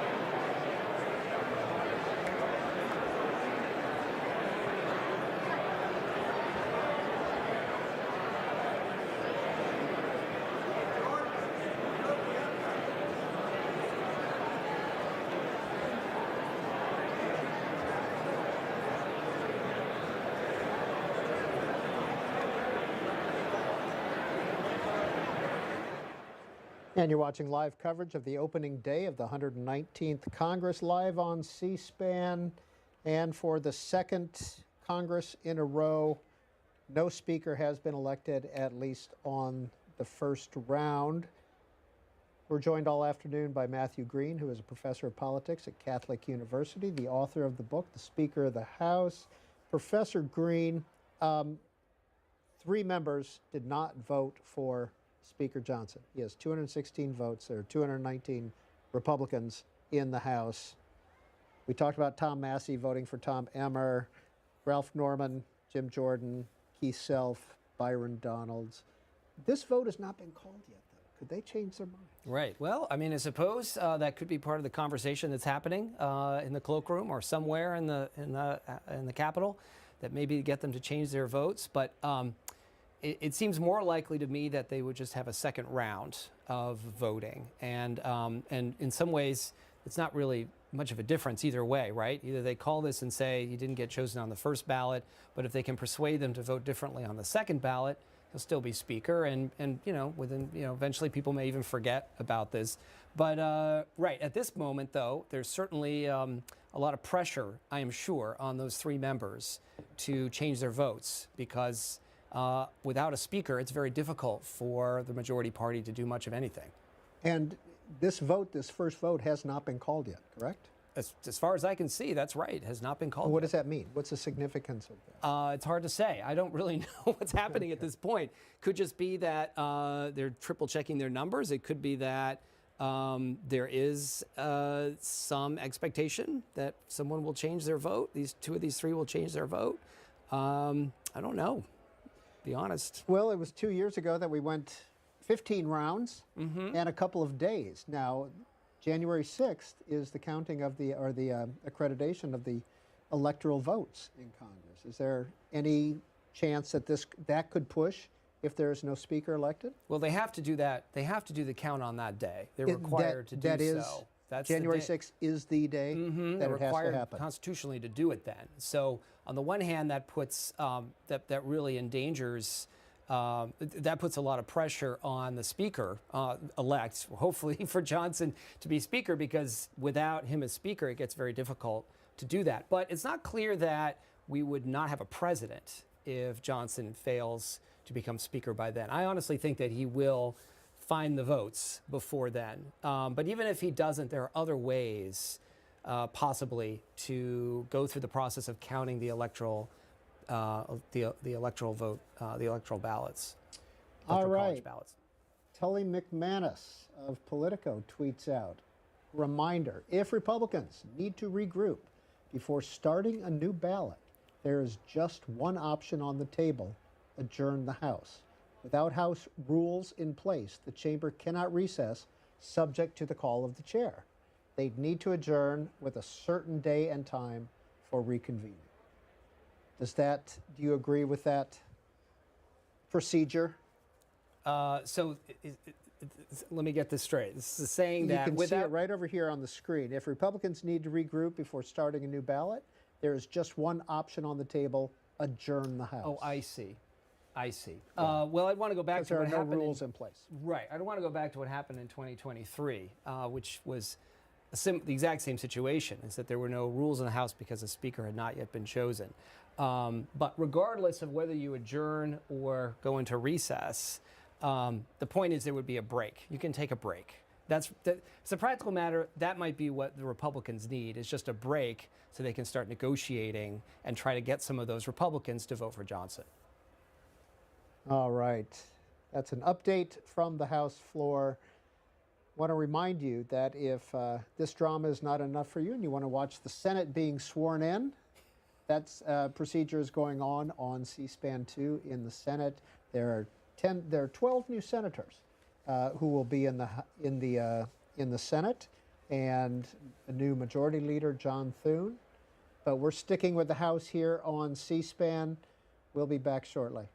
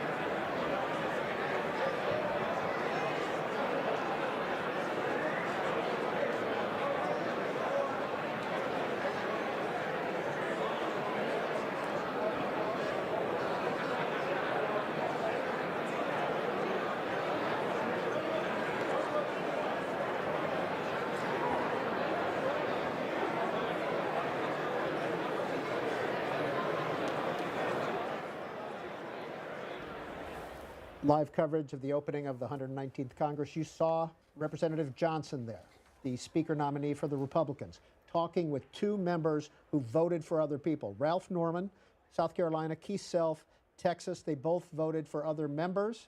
They're gathered there in the corner. Matt Green, Catholic University professor, what does this mean? These are the conversations that have to happen for Johnson to get the votes he needs. He needs these 2 votes to win, doesn't he? Right. Assuming he can't get Massey, he needs those 2. He's not going to get Massey. I think we can probably call that off the table. It seems extremely unlikely, yes. There he goes with Keith Self and Ralph Norman, the 3 of them, right? There they go. Okay. That's Ralph Norman in the lead, who was not expected to not vote for Mike Johnson. And Keith Self was kind of a bit of a surprise, too, wasn't he? He wasn't on our list of to watches. They're leaving the floor. With the speaker, right? Yep. There they go. All right. And again, to remind viewers, the gavel has not come down on the first vote. So it is still open. These 2 could change their mind, and he needs both of their votes. The vote count is currently 216 for Mike Johnson, 215 for Hakeem Jeffries, 3 for others. Tom Massey, Ralph Norman, Keith Self, all voted for another individual, and Mike Johnson needs 2 of 3 of those to be elected Speaker on the first vote. Am I correct in my math? I believe that's correct. He needs 218. And he's at 216. Right. If those 3 who voted for someone else will vote for a named candidate in the next round, then it's still 218, so he'll need 2 of those 3. And we just saw the 3 gentlemen, Ralph Norman, Keith Self, and Mike Johnson, walk off the floor. So those conversations are happening. There's negotiations going on. Would love to be in that room.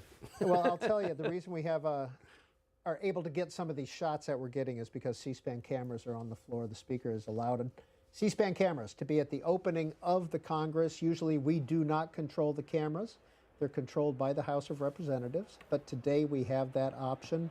There's Tom Massey and Marjorie Taylor Greene chatting on the floor as well. Tom Massey, is there any chance that he would change his vote? I see he is not part of the group of 3 that went off the floor. Well, I suppose that's pretty telling. He's not in the conversation. So it doesn't bode well for him changing his vote. And again, anything is possible, but it seems, again, based on what he's said publicly for quite some time, he is a hard no on Speaker Johnson. Thanks for sticking with us. We're going to be here and throughout this vote and potentially into the next one. And at the end of all this, we hope to hear from you and get your views on the opening day of the 119th Congress. Live coverage on C-SPAN.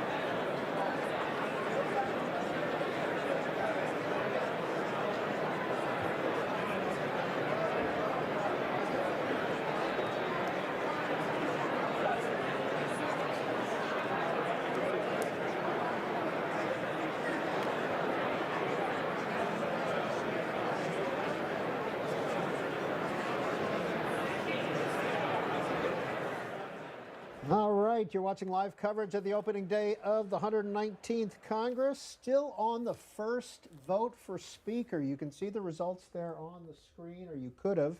It was 216 for Mike Johnson, 215 for Representative Jeffries.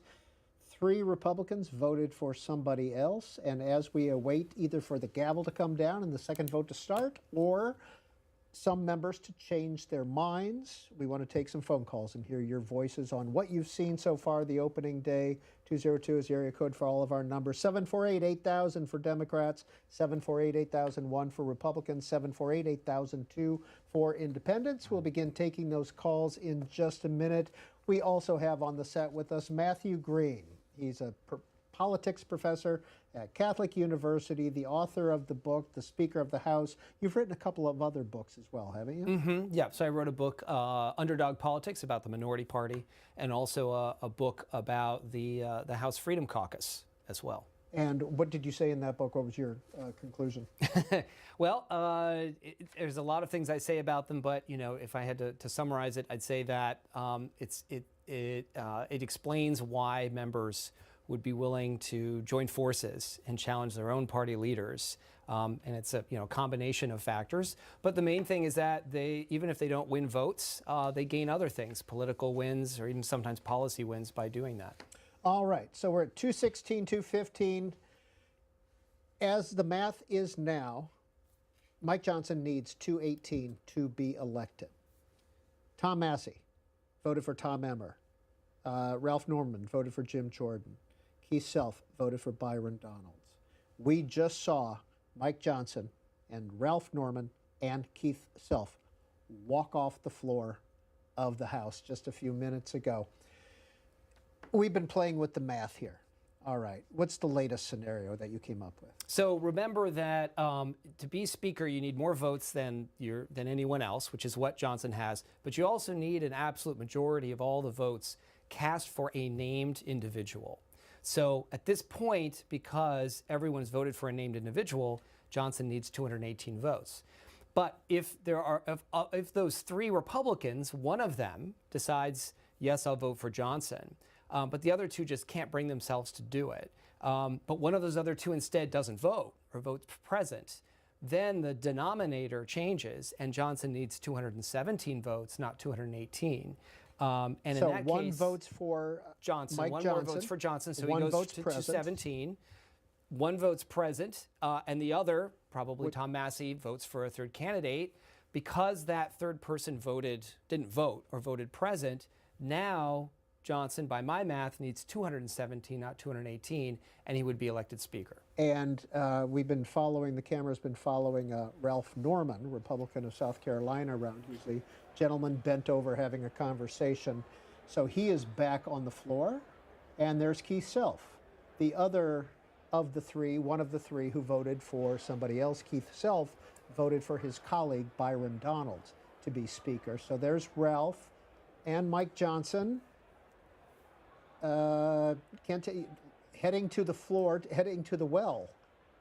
Okay, there's Mike Johnson. Let's see. Let's just go ahead and watch.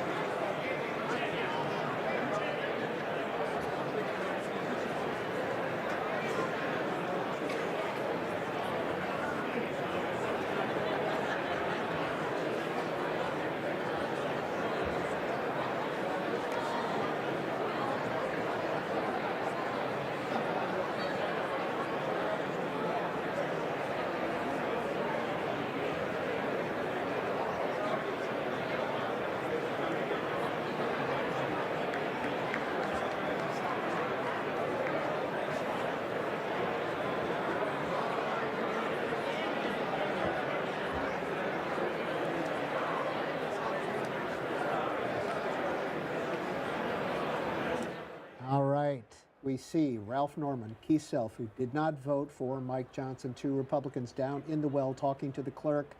I'm not sure who was standing behind him, but Mike Johnson was down there with him just a minute ago. Mike Johnson was talking with Hakeem Jeffries. So let's see what happens. This is the case, according to Matthew Green, Catholic University politics professor, where one could vote present, one could vote for Mike Johnson, and it would be over. Correct, Professor Green? That's the math I've done. That's according to my math. We'll see. And there's Mike Johnson there on the floor. So a little bit of politicking is going on here. I think he's trying to shut this down on one vote because the first vote still has not been called. Correct. That's right. So perhaps they are there trying to change their vote. And we left Ralph Norman and Keith Self down in the well. Don't know if they're still talking to the clerk or not. I presume they are. Did not see Tom Massey as part of this conversation. As he has said, he is a hard no. There's Ralph Norman again, South Carolina. Keith Self, the gentleman. The House will be in order.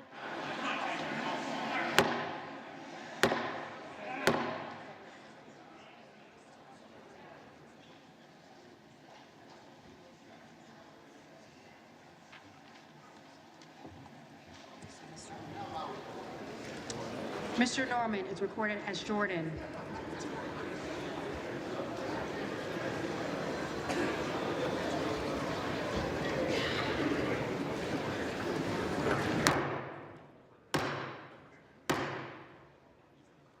House will be in order.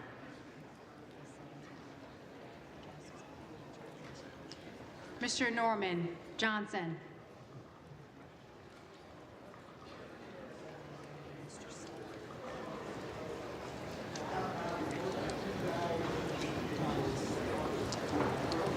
Mr. Self is recorded as Donalds. Mr. Self, Johnson.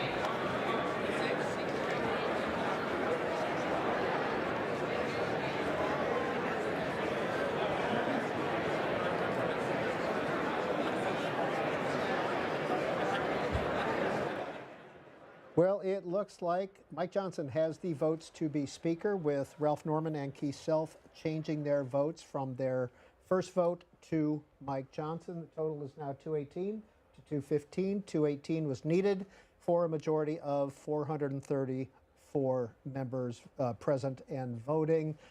Representative Tim Burchett is joining us by phone. He is a Republican from Tennessee. Congressman Burchett, what just happened on the floor of the House of Representatives?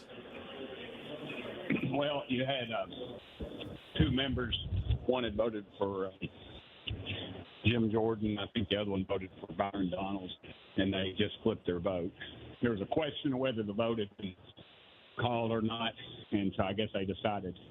The parliamentarian said they had not called the votes, but now Speaker Johnson is Speaker Johnson once again. On the first vote, we saw Mike Johnson, Keith Self, and Ralph Norman walk off the floor together in a trio. What was that conversation about? Do you know, Mr. Burchett? I would say it was where they wanted to be philosophically, and what they needed to get that vote. Now, you were on the list of questionables for Mike Johnson. I hate to characterize you, okay. but No. Is that a fair characterization?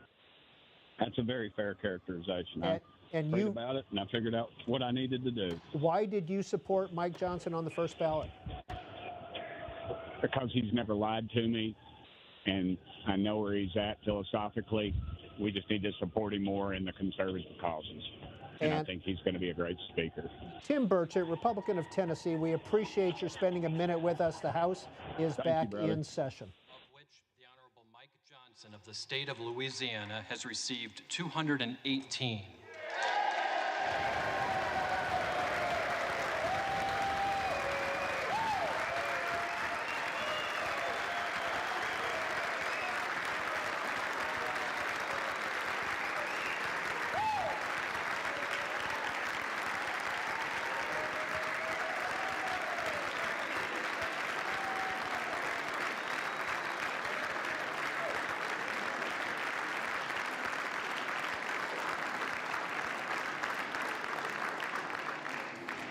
The Honorable Hakeem Jeffries of the state of New York has received 215.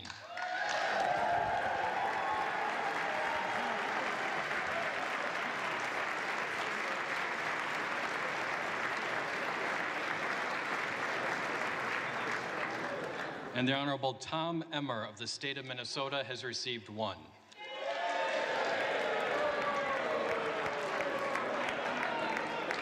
Therefore, the Honorable Mike Johnson of the state of Louisiana, having received a majority of the votes cast, is duly elected Speaker of the House of Representatives for the 119th Congress.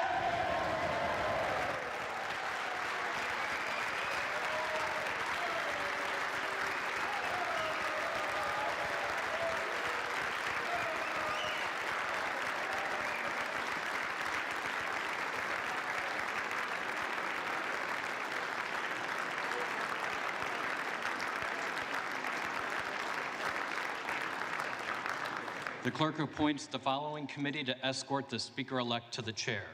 The gentleman from Louisiana, Mr. Scalise. The gentleman from New York, Mr. Jeffries. The gentleman from Minnesota, Mr. Emmer. The gentlewoman from Massachusetts, Ms. Clark. The gentlewoman from Michigan, Mrs. McLean. The gentleman from California, Mr. Aguilar. The gentleman from North Carolina, Mr. Hudson. The gentleman from California, Mr. Liu. The gentleman from Oklahoma, Mr. Hearn. The gentleman from Colorado, Mr. Neguse. The gentleman from Utah, Mr. Moore. The gentlewoman from Washington, Ms. Delbene. The gentlewoman from Indiana, Mrs. Houchin. The gentleman from New York, Mr. Morelli. The gentleman from Pennsylvania, Mr. Reschenthaler.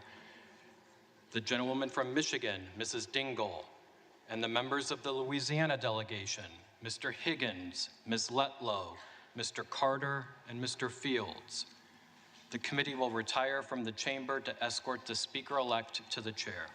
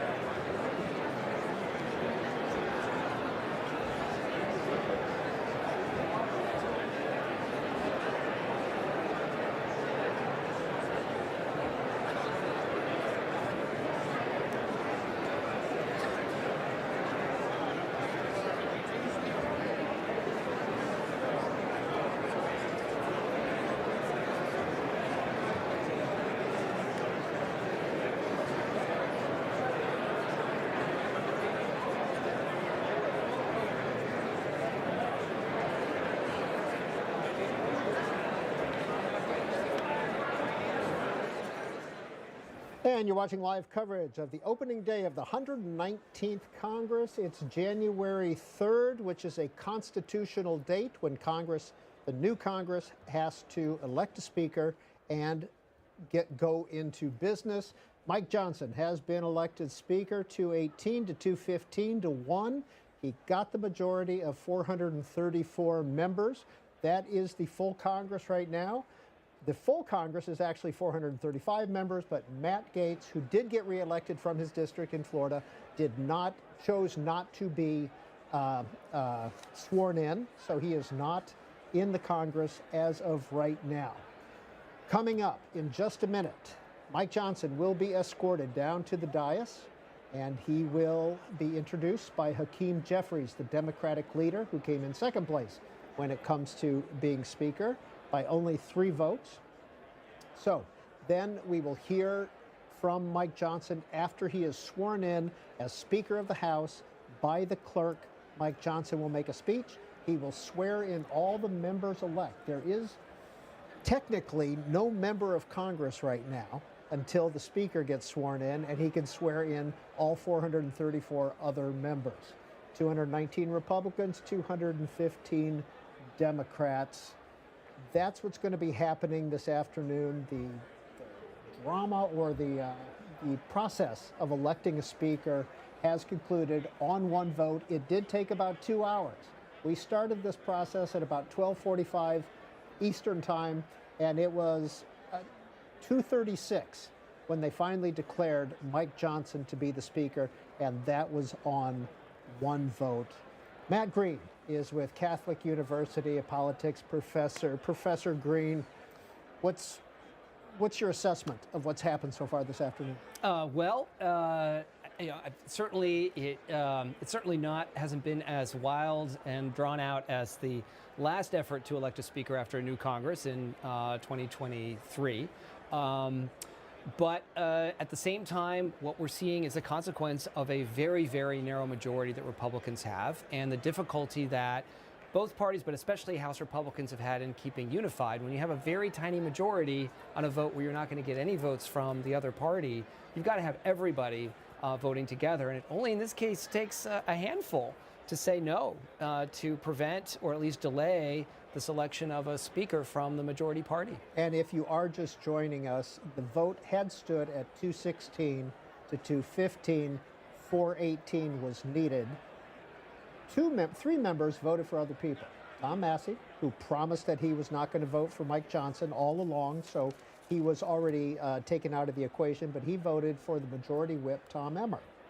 Then Ralph Norman, Republican of South Carolina, voted for Republican Jim Jordan, and Keith Self voted for Republican Byron Donalds. Well, then we saw, because we have the C-SPAN cameras in there today, which is lovely, we got to see Speaker Johnson, Keith Self, and Ralph Norman huddle and then walk off the floor. Mm-hmm. What do you think happened there?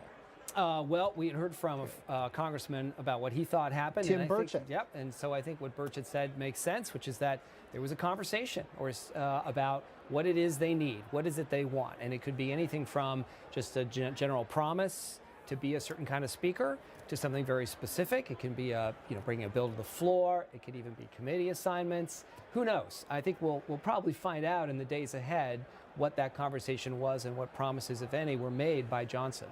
But Ralph Norman and Keith Self had to walk down to the well, didn't they, to change their votes publicly? Right, and that's a very important point, because we also had, I think, 7 Republicans choose not to vote at all. When their name first came up, which meant they would be called again.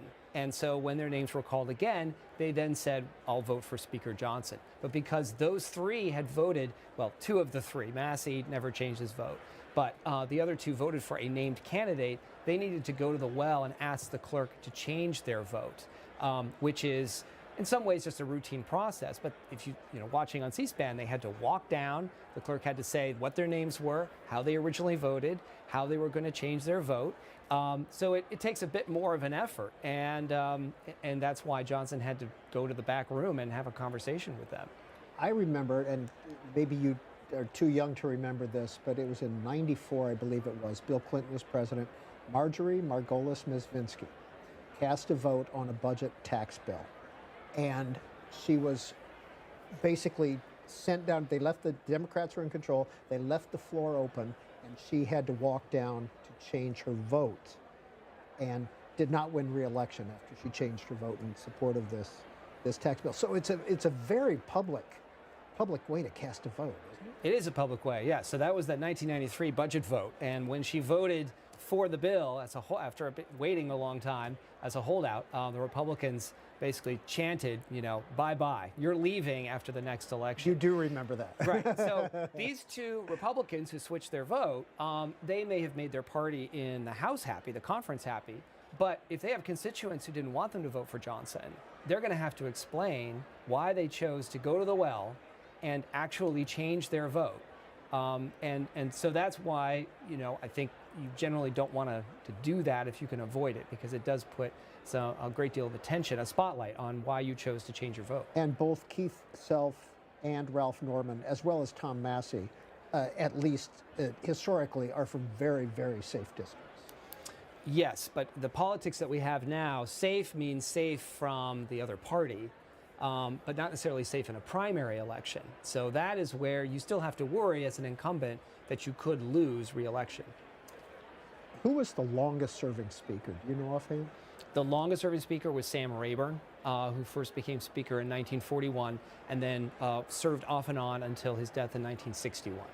Democrat, Texas. Democrat from Texas. What was his special power? What was his ability?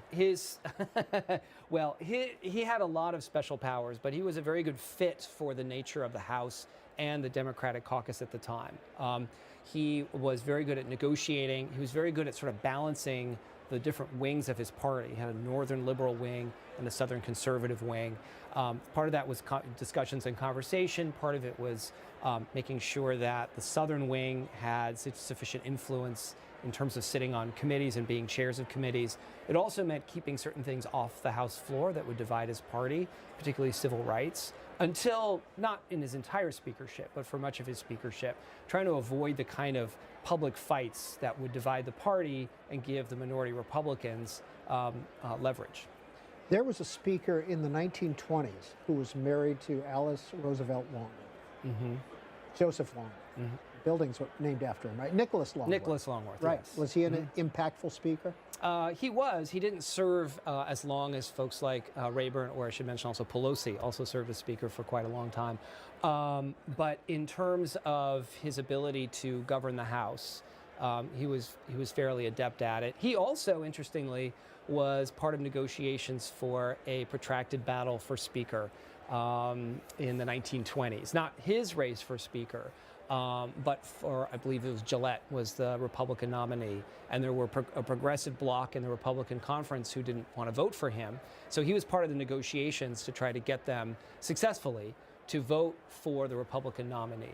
Well, there are 3 House buildings on the other side of the Capitol. We've talked about Mr. Rayburn. He has a building named after him, Mr. Longworth, and then Mr. Cannon. We'll find out about Mr. Cannon a little bit later.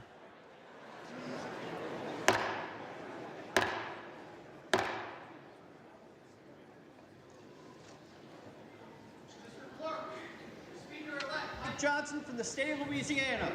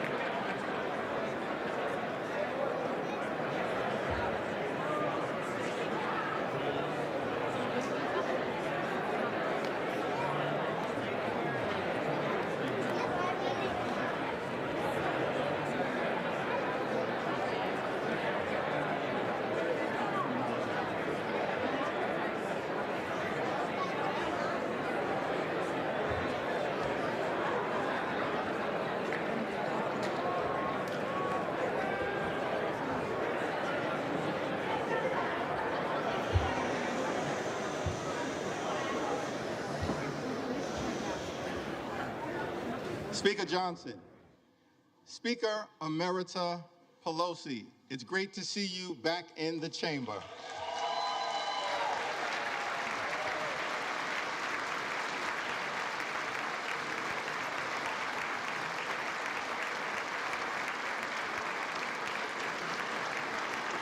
Whip Clark, Chairman Aguilar, thank you for your kind and generous words of nomination. To my colleagues in government, new members of Congress, families, friends, all those assembled. It's a high honor and a distinct privilege to welcome you to the People's House and the 119th Congress. The Bible teaches us in Ecclesiastes, the 3rd chapter, 1st verse, that for everything there is a season and a time for every matter under heaven. It's fair to say that in a democracy, there's a time to campaign and a time to govern. The election is over. This is a new Congress. The American people need us as their elected representatives in this season to put down our partisan swords and pick up bipartisan plowshares. It's time for us to come together, not as Democrats or Republicans, but as Americans, to get things done for the people. In that spirit, House Democrats will work hard to find bipartisan common ground with our Republican colleagues in the incoming administration on any issue, whenever and wherever possible, in order to make life better for everyday Americans.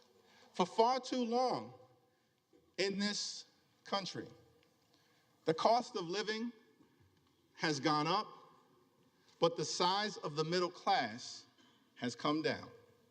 Housing costs are too high. Grocery costs are too high. Childcare costs are too high. Insurance costs are too high. Utility costs are too high. America is too expensive. There are far too many people in this great country who for decades have been struggling to live paycheck to paycheck. That is not acceptable in the wealthiest country in the history of the world. We need to build an affordable economy for hard-working American taxpayers, and we need to build it now. It's time for us to come together and finally lower the high cost of living in the United States of America once and for all.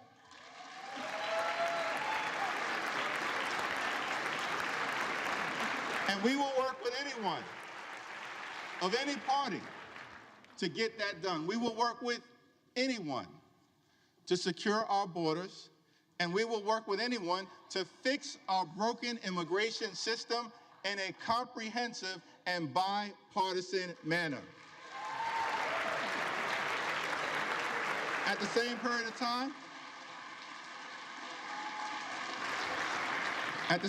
of time, we will push back against far-right extremism whenever necessary. So let me be clear. Social Security and Medicare are not entitlement programs. They are earned benefits. Hard-working American taxpayers pay in to Social Security and Medicare every day, every week, every month, every year throughout their entire adult life. They've earned those benefits, worked hard for those benefits, and deserve those benefits. So as Democrats, our promise to the American people is that we will fight hard to make sure that no one in this town takes away Social Security or Medicare from the American people. Not now, not ever, no means never.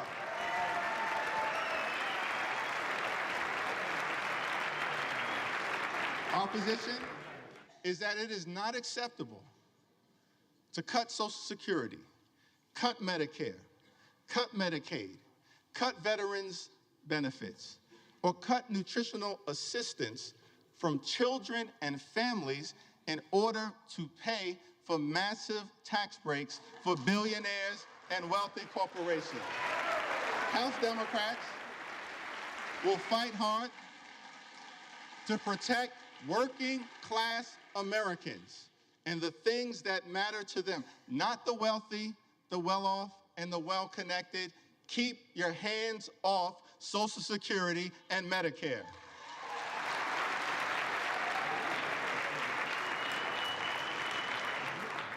Over the last 4 years, it's been a great honor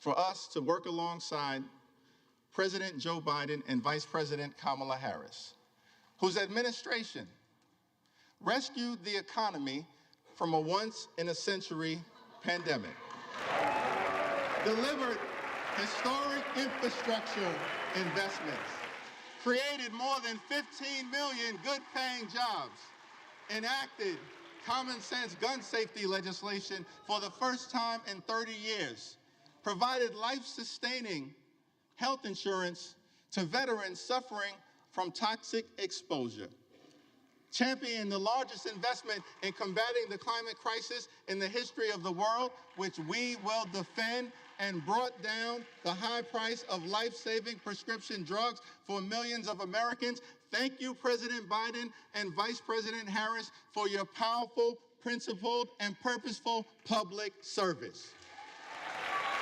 Thank you.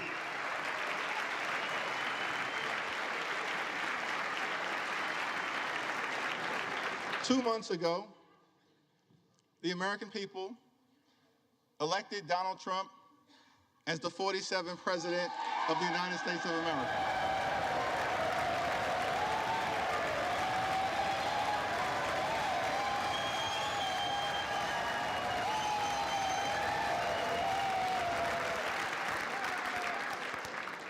Thank you for that very generous applause. It's okay. There are no election deniers on our side of the aisle. You see, one should love America. One should love America when you win and when you lose. That's the patriotic thing to do, and that's the America that House Democrats will fight hard to preserve because we love this country. America is bigger than any one campaign, any one election, or any one individual. America, the land of the free and the home of the brave. Let us never forget that our country is free, not simply because we are strong. America is strong because we are free. That freedom is now under assault. There are some in this country who apparently believe that the freedom of economic opportunity that made them wealthy should not apply to everyone else. Our message to that crowd is simple. Democrats will never abandon the long walk toward freedom. We will fight hard to defend the freedom of opportunity that makes the American dream possible. We will fight hard for the freedom to vote and to fight for a government of the people, by the people, and for the people. We will fight for the freedom to organize and join a union of your choice. We will fight to defend the free enterprise system, but work hard to make sure that it actually works for working class Americans. And we will always defend a woman's freedom to make her own reproductive health care decisions. America promises one nation, under God, indivisible, with liberty and justice for all. That's the America House Democrats will fight hard to preserve. God bless you. God bless the House of Representatives. May God continue to bless the United States of America.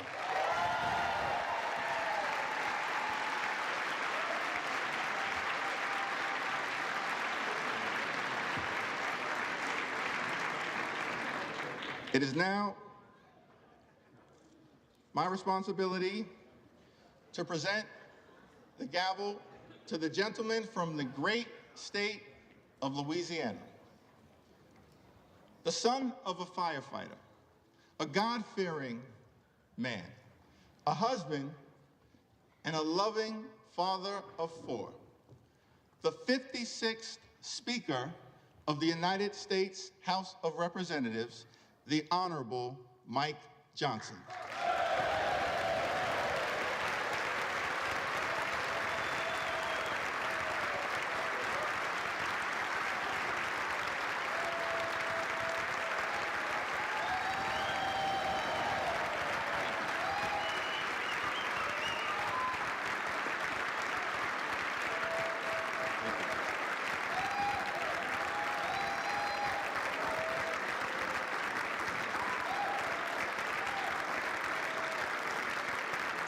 Thank you.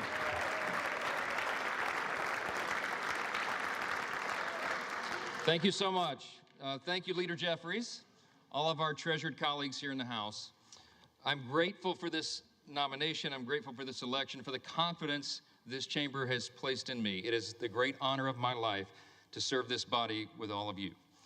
Of course, these are difficult days in our home state of Louisiana, where I come from. We all know about the terrorist attack in New Orleans, and it's really shaken our state. People are reeling from that attack.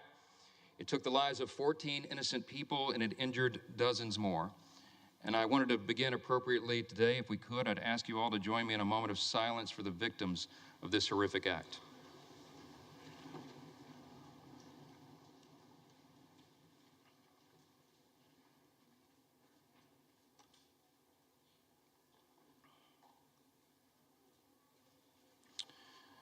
Thank you. Thank you for that. I believe in giving honor where honor is due, and all of us do well to honor our spouses. My wife happens to be here this time. She didn't make it last time. It happened a little sudden. Kelly, would you stand up here in the gallery? Thank you.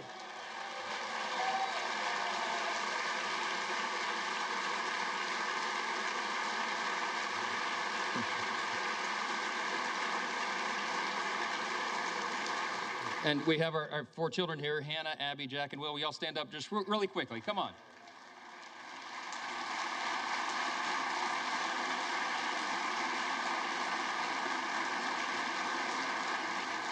I wanted to do that. All of us recognize that there are no perks to being a congressman's kid, right? It's all sacrifice. And our spouses put up with so much, endless hours in travel and all the responsibilities upon us. And we're good to remind them how important they are to us and how we could not do the job without them. And so it's appropriate for all of us to do that. Thank you, guys.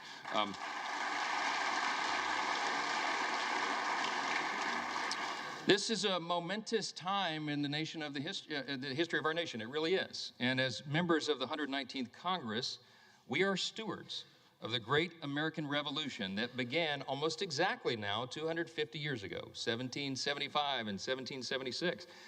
It will fall at the time of this Congress, the great anniversary. And in these 2.5 centuries, we've been reminded repeatedly that freedom is never free. And we have stood tall as the greatest nation on the face of the earth. It is without debate. We are the freest, the most powerful, most benevolent nation that has ever been in the history of the world. And it's not by happenstance. We're the ones who settled the West. We're the ones who ended slavery, who laid the transcontinental railroad, who gave women the right to vote, who won 2 world wars, who landed on the moon, and who won the Cold War. Throughout our history, we have done what no one thought was possible. And still, at 250 years old, our nation is actually a young nation. This past fall, I had opportunity to go to the G7 speakers meeting. It was held in Italy. It's the only international trip I took as speaker over the last 14 months because I didn't have time to do it, but it was a quick 3-day jaunt, and met with my colleagues, the speakers of the other parliaments, the great governments around the world. And we talked about that, how really special America is, how unique we are in our place on the globe, and how important it is for us to maintain that. And as I talked to these colleagues from around the world, I thought our closest allies, you know, who recognize how important we are, how important this body, this house is. I thought about how is it that such a young country has become so exceptional, so singular in its importance, that today stands as the world's leader in liberty and the economy and culture. 100 years ago, President Calvin Coolidge answered that very question in his inaugural address. It was March of 100 years ago, exactly almost. He said this: "We best serve our own country and most successfully discharge our obligations to humanity by continuing to be openly and candidly, intensely and scrupulously American." I love that. I love that. Today, yeah, that's right. That's an applause line.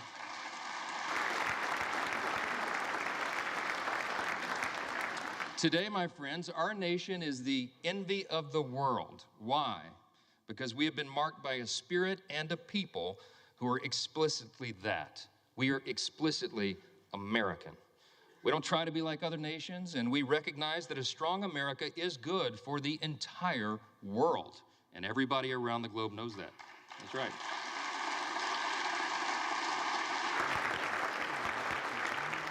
We also recognize that the core principles that made America what we are must still be preserved today. The principles, I call them the 7 core principles of American conservatism, but it's really the 7 core principles of the nation itself. Individual freedom, limited government, the rule of law, peace through strength, fiscal responsibility, free markets, and human dignity. These are the ingredients, the things that made us who we are. And in America, we know that human flourishing is best achieved by adherence to time-tested truths. We could list a number of those simple truths. Here's a couple. It's better to give a hand up than a hand out. That innovation thrives when bureaucracy dies.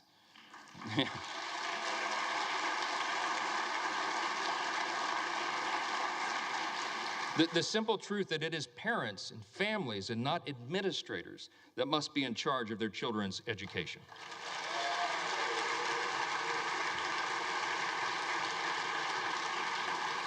The path of prosperity has long been paved with policies that put America and Americans first. And that is what we will champion in the 119th Congress.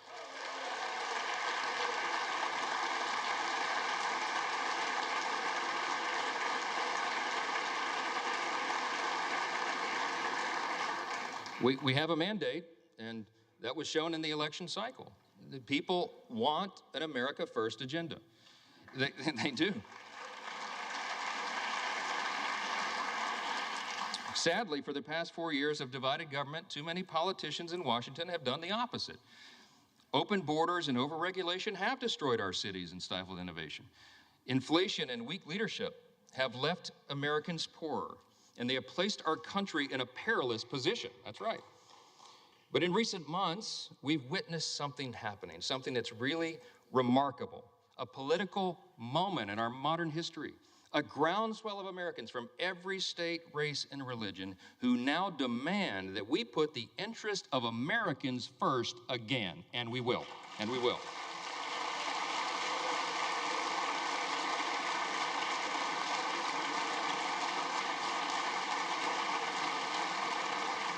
This is a powerful new coalition of our country. It's a coalition that insists that we purge the policies of America last and we bury them in the graveyard of history's mistakes, because it was a big mistake. To that end, this Congress will renounce the status quo and we will listen to the voices of the people. We will act quickly and we will start by defending our nation's borders. That's the number one priority. Yes.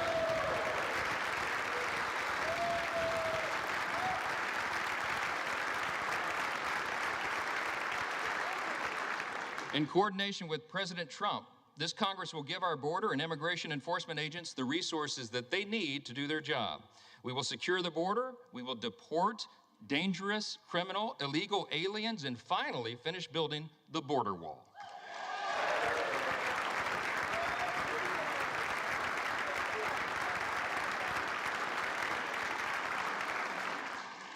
You said you'd work with us on that, Hakeem. I'm counting on it. After 4 years of high inflation, we have a big agenda. We have a lot to do, and we can do it in a bipartisan fashion. We can fight high inflation, and we must. We'll give relief to Americans, and we'll extend the Trump tax cuts.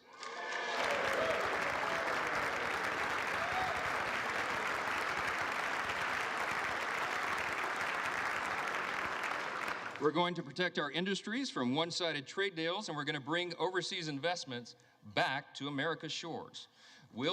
That's right.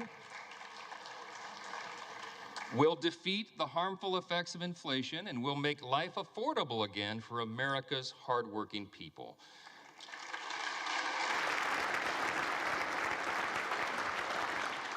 As leaders of a nation with vast natural resources that God has blessed us with, it is our duty to restore America's energy dominance, and that's what we'll do.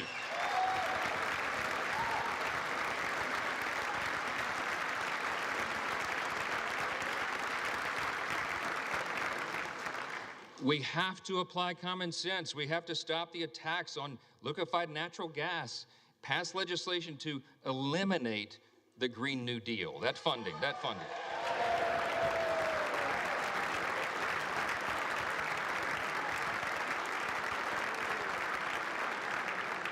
We're going to expedite new drilling permits. We're going to save the jobs of our auto manufacturers, and we're going to do that by ending the ridiculous EV mandates.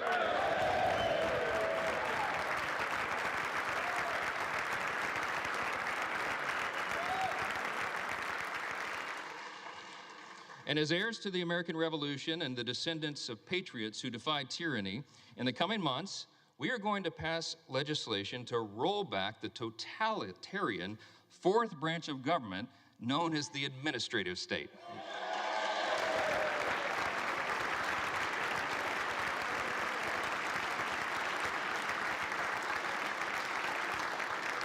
We're going to drastically cut back the size and scope of government. We're going to return the power back to the people.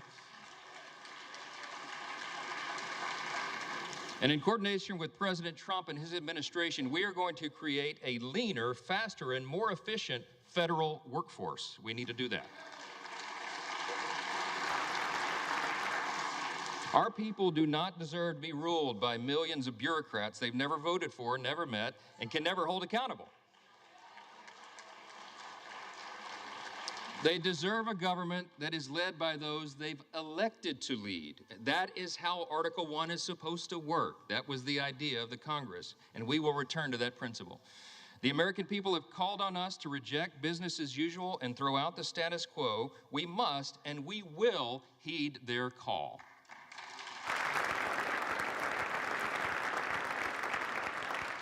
This is especially important as it comes to our nation's military.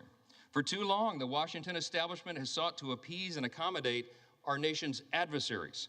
They've tried to replace our military warriors with social justice warriors. It does not work. And while we're still the most powerful fighting force in the history of the world, by God's grace, the same establishment has eroded the capacities of our Army and Navy and diminished the readiness of our Air Force. We have to put an end to this madness.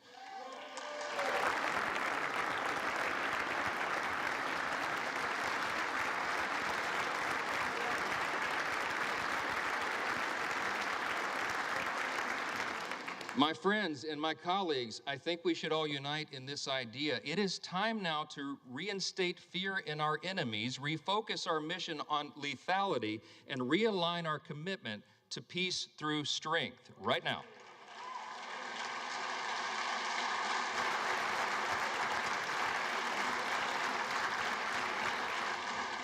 We have to prioritize the things that matter most. We have to make adequate investments in defense. This is the most dangerous moment since World War II, and everyone around the world is looking to America and looking to this body to ensure that we maintain the peace. What we're proposing now is just simply, as President Trump likes to say, a return to common sense. And he's exactly right. That message resonated across the country. I am very thankful, personally, that this body is filled with men and women who are committed to that change, to return to common sense. We can do this together. We should. It is our responsibility to do so. When I first took this gavel, many of you heard me say that I don't believe in luck or consequence. I believe in the idea of providence. And this morning, I participated with many of you early this morning in the 119th Congress Interfaith Prayer Service. It was held at St. Peter's Catholic Church. Many of you were there. It was an ecumenical service and a bipartisan service, which was great. My good friend Hakeem Jeffries began by a reading with the Old Testament. He read out of Deuteronomy 10. And then I was asked to provide a prayer for the nation. I offered one that is quite familiar to historians and probably many of us. It said right here in the program, it says right under my name, "It is said each day of his 8 years of the presidency and every day thereafter until his death, President Thomas Jefferson recited this prayer." I wanted to share it with you here at the end of my remarks, not as a prayer per se right now, but as a reminder of what our third president and the primary author of the Declaration of Independence thought was so important that it should be a daily recitation. Let me just read you that prayer. It goes like this. Thomas Jefferson's Prayer for the Nation, it's entitled. "Almighty God, who has given us this good land for our heritage, we humbly beseech thee that we may always prove ourselves a people mindful of thy favor and glad to do thy will. Bless our land with honorable ministry, sound learning, and pure manners. Save us from violence, discord, and confusion, from pride and arrogance, and from every evil way. Defend our liberties and fashion into one united people the multitude brought hither out of many kindreds and tongues. Endow with thy spirit of wisdom those whom in thy name we entrust the authority of government, that there may be justice and peace at home, and that through obedience to thy law, we may show forth thy praise among the nations of the earth. In time of prosperity, fill our hearts with thankfulness, and in the day of trouble, suffer not our trust in thee to fail, of which we ask through Jesus Christ our Lord. Amen." That was Thomas Jefferson's prayer. Yeah.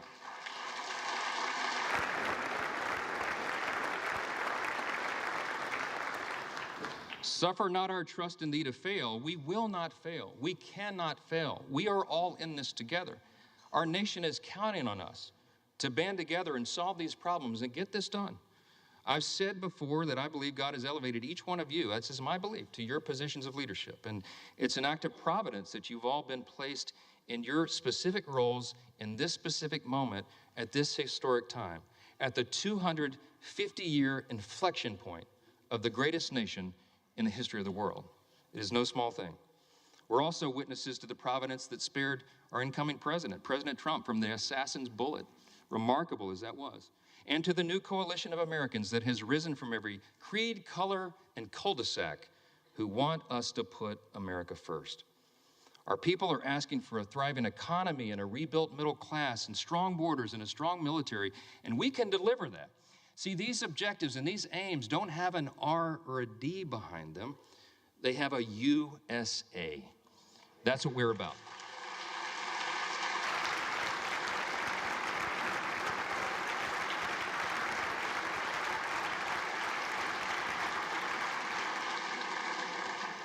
In just a few moments, we're all going to take an oath. It is the same one oath for one nation and under the banner of one great American flag. This is an opportunity for us to protect our shared American heritage, to maintain the conditions needed for self-government, and to defend what Hakeem said earlier, the rights to life, liberty, and the pursuit of happiness. Working together, we have the potential to be one of the most consequential Congresses in the history of this great nation, so long as we work together, we do the right thing, and we put America first. As we think about all we've accomplished in the past 250 years, we can only imagine what life will be like 250 years from now. Whatever the future may look like, if we do our jobs now, we can help ensure that our civic virtues will endure. that this nation will still be an example to all the world for its greatness and its example of self-government, and that in spite of our great challenges and even our disagreements and our healthy debates, this extraordinary institution, the People's House, will still be standing strong. Thank you all so much, and God bless America.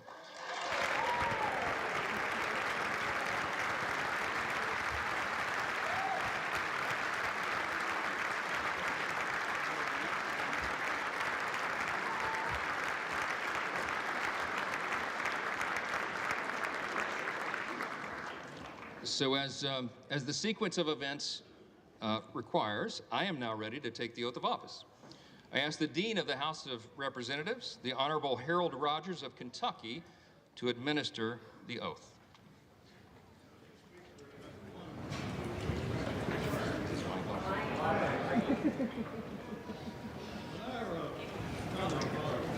Hold just a second, Dean. We don't have the microphone on yet.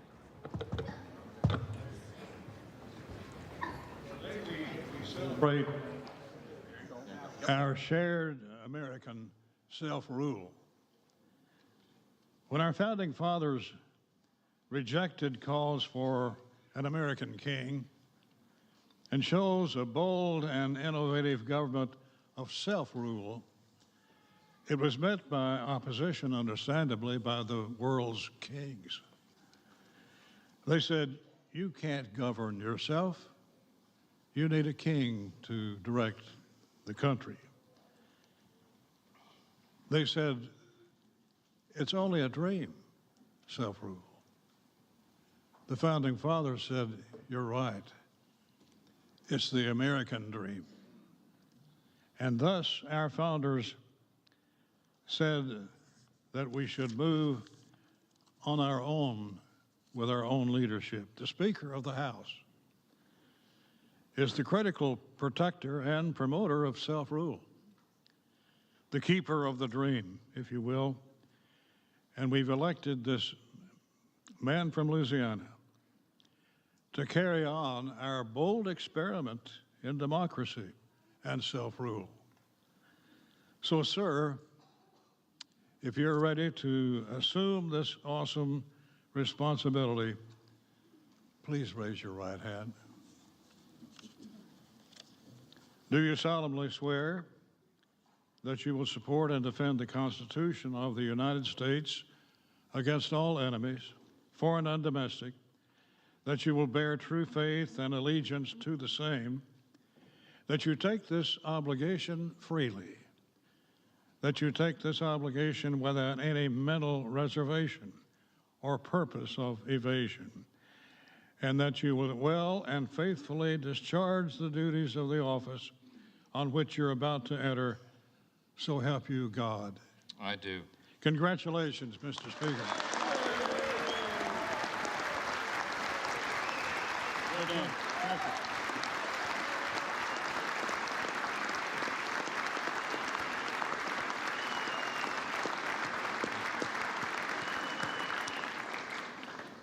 You may as well remain standing, because according to precedent, the chair will swear in the members-elect en masse. The members-elect will all rise, and the chair will now administer the oath of office. Will you raise your right hand? Do you solemnly swear or affirm that you will support and defend the Constitution of the United States against all enemies, foreign and domestic, that you will bear true faith and allegiance to the same, that you take this obligation freely without any mental reservation or purpose of evasion, and that you will well and faithfully discharge the duties of the office on which you are about to enter, so help you God? Congratulations, you are now members of the 119th Congress.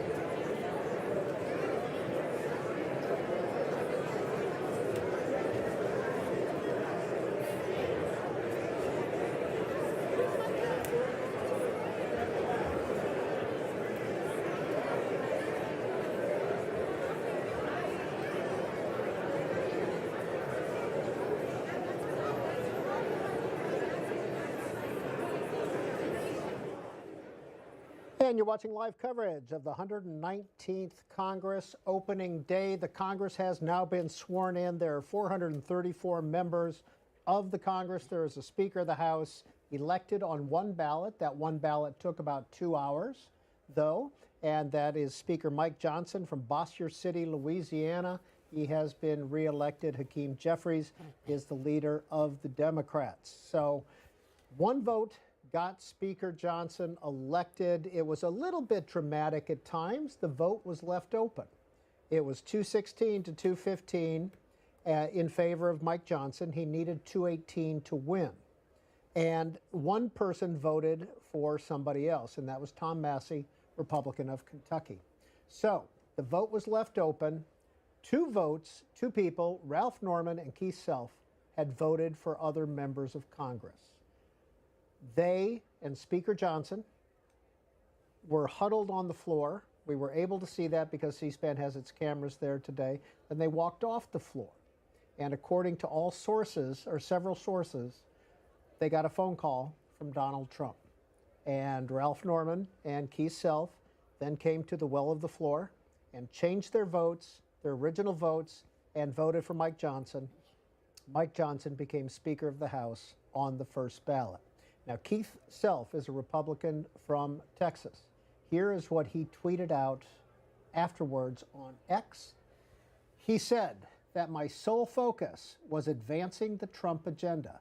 To ensure this, I expressed concerns to Speaker Johnson about fiscal responsibility and holding the line on deficit spending, key priorities for my constituents. So that happened after the fact. We've had the Speaker sworn in. We've had the Congress sworn in. The next thing on the agenda is the approval of the rules package. We are joined here at C-SPAN by Catholic University political science professor Matthew Green. Professor Green, what's the significance of the rules package?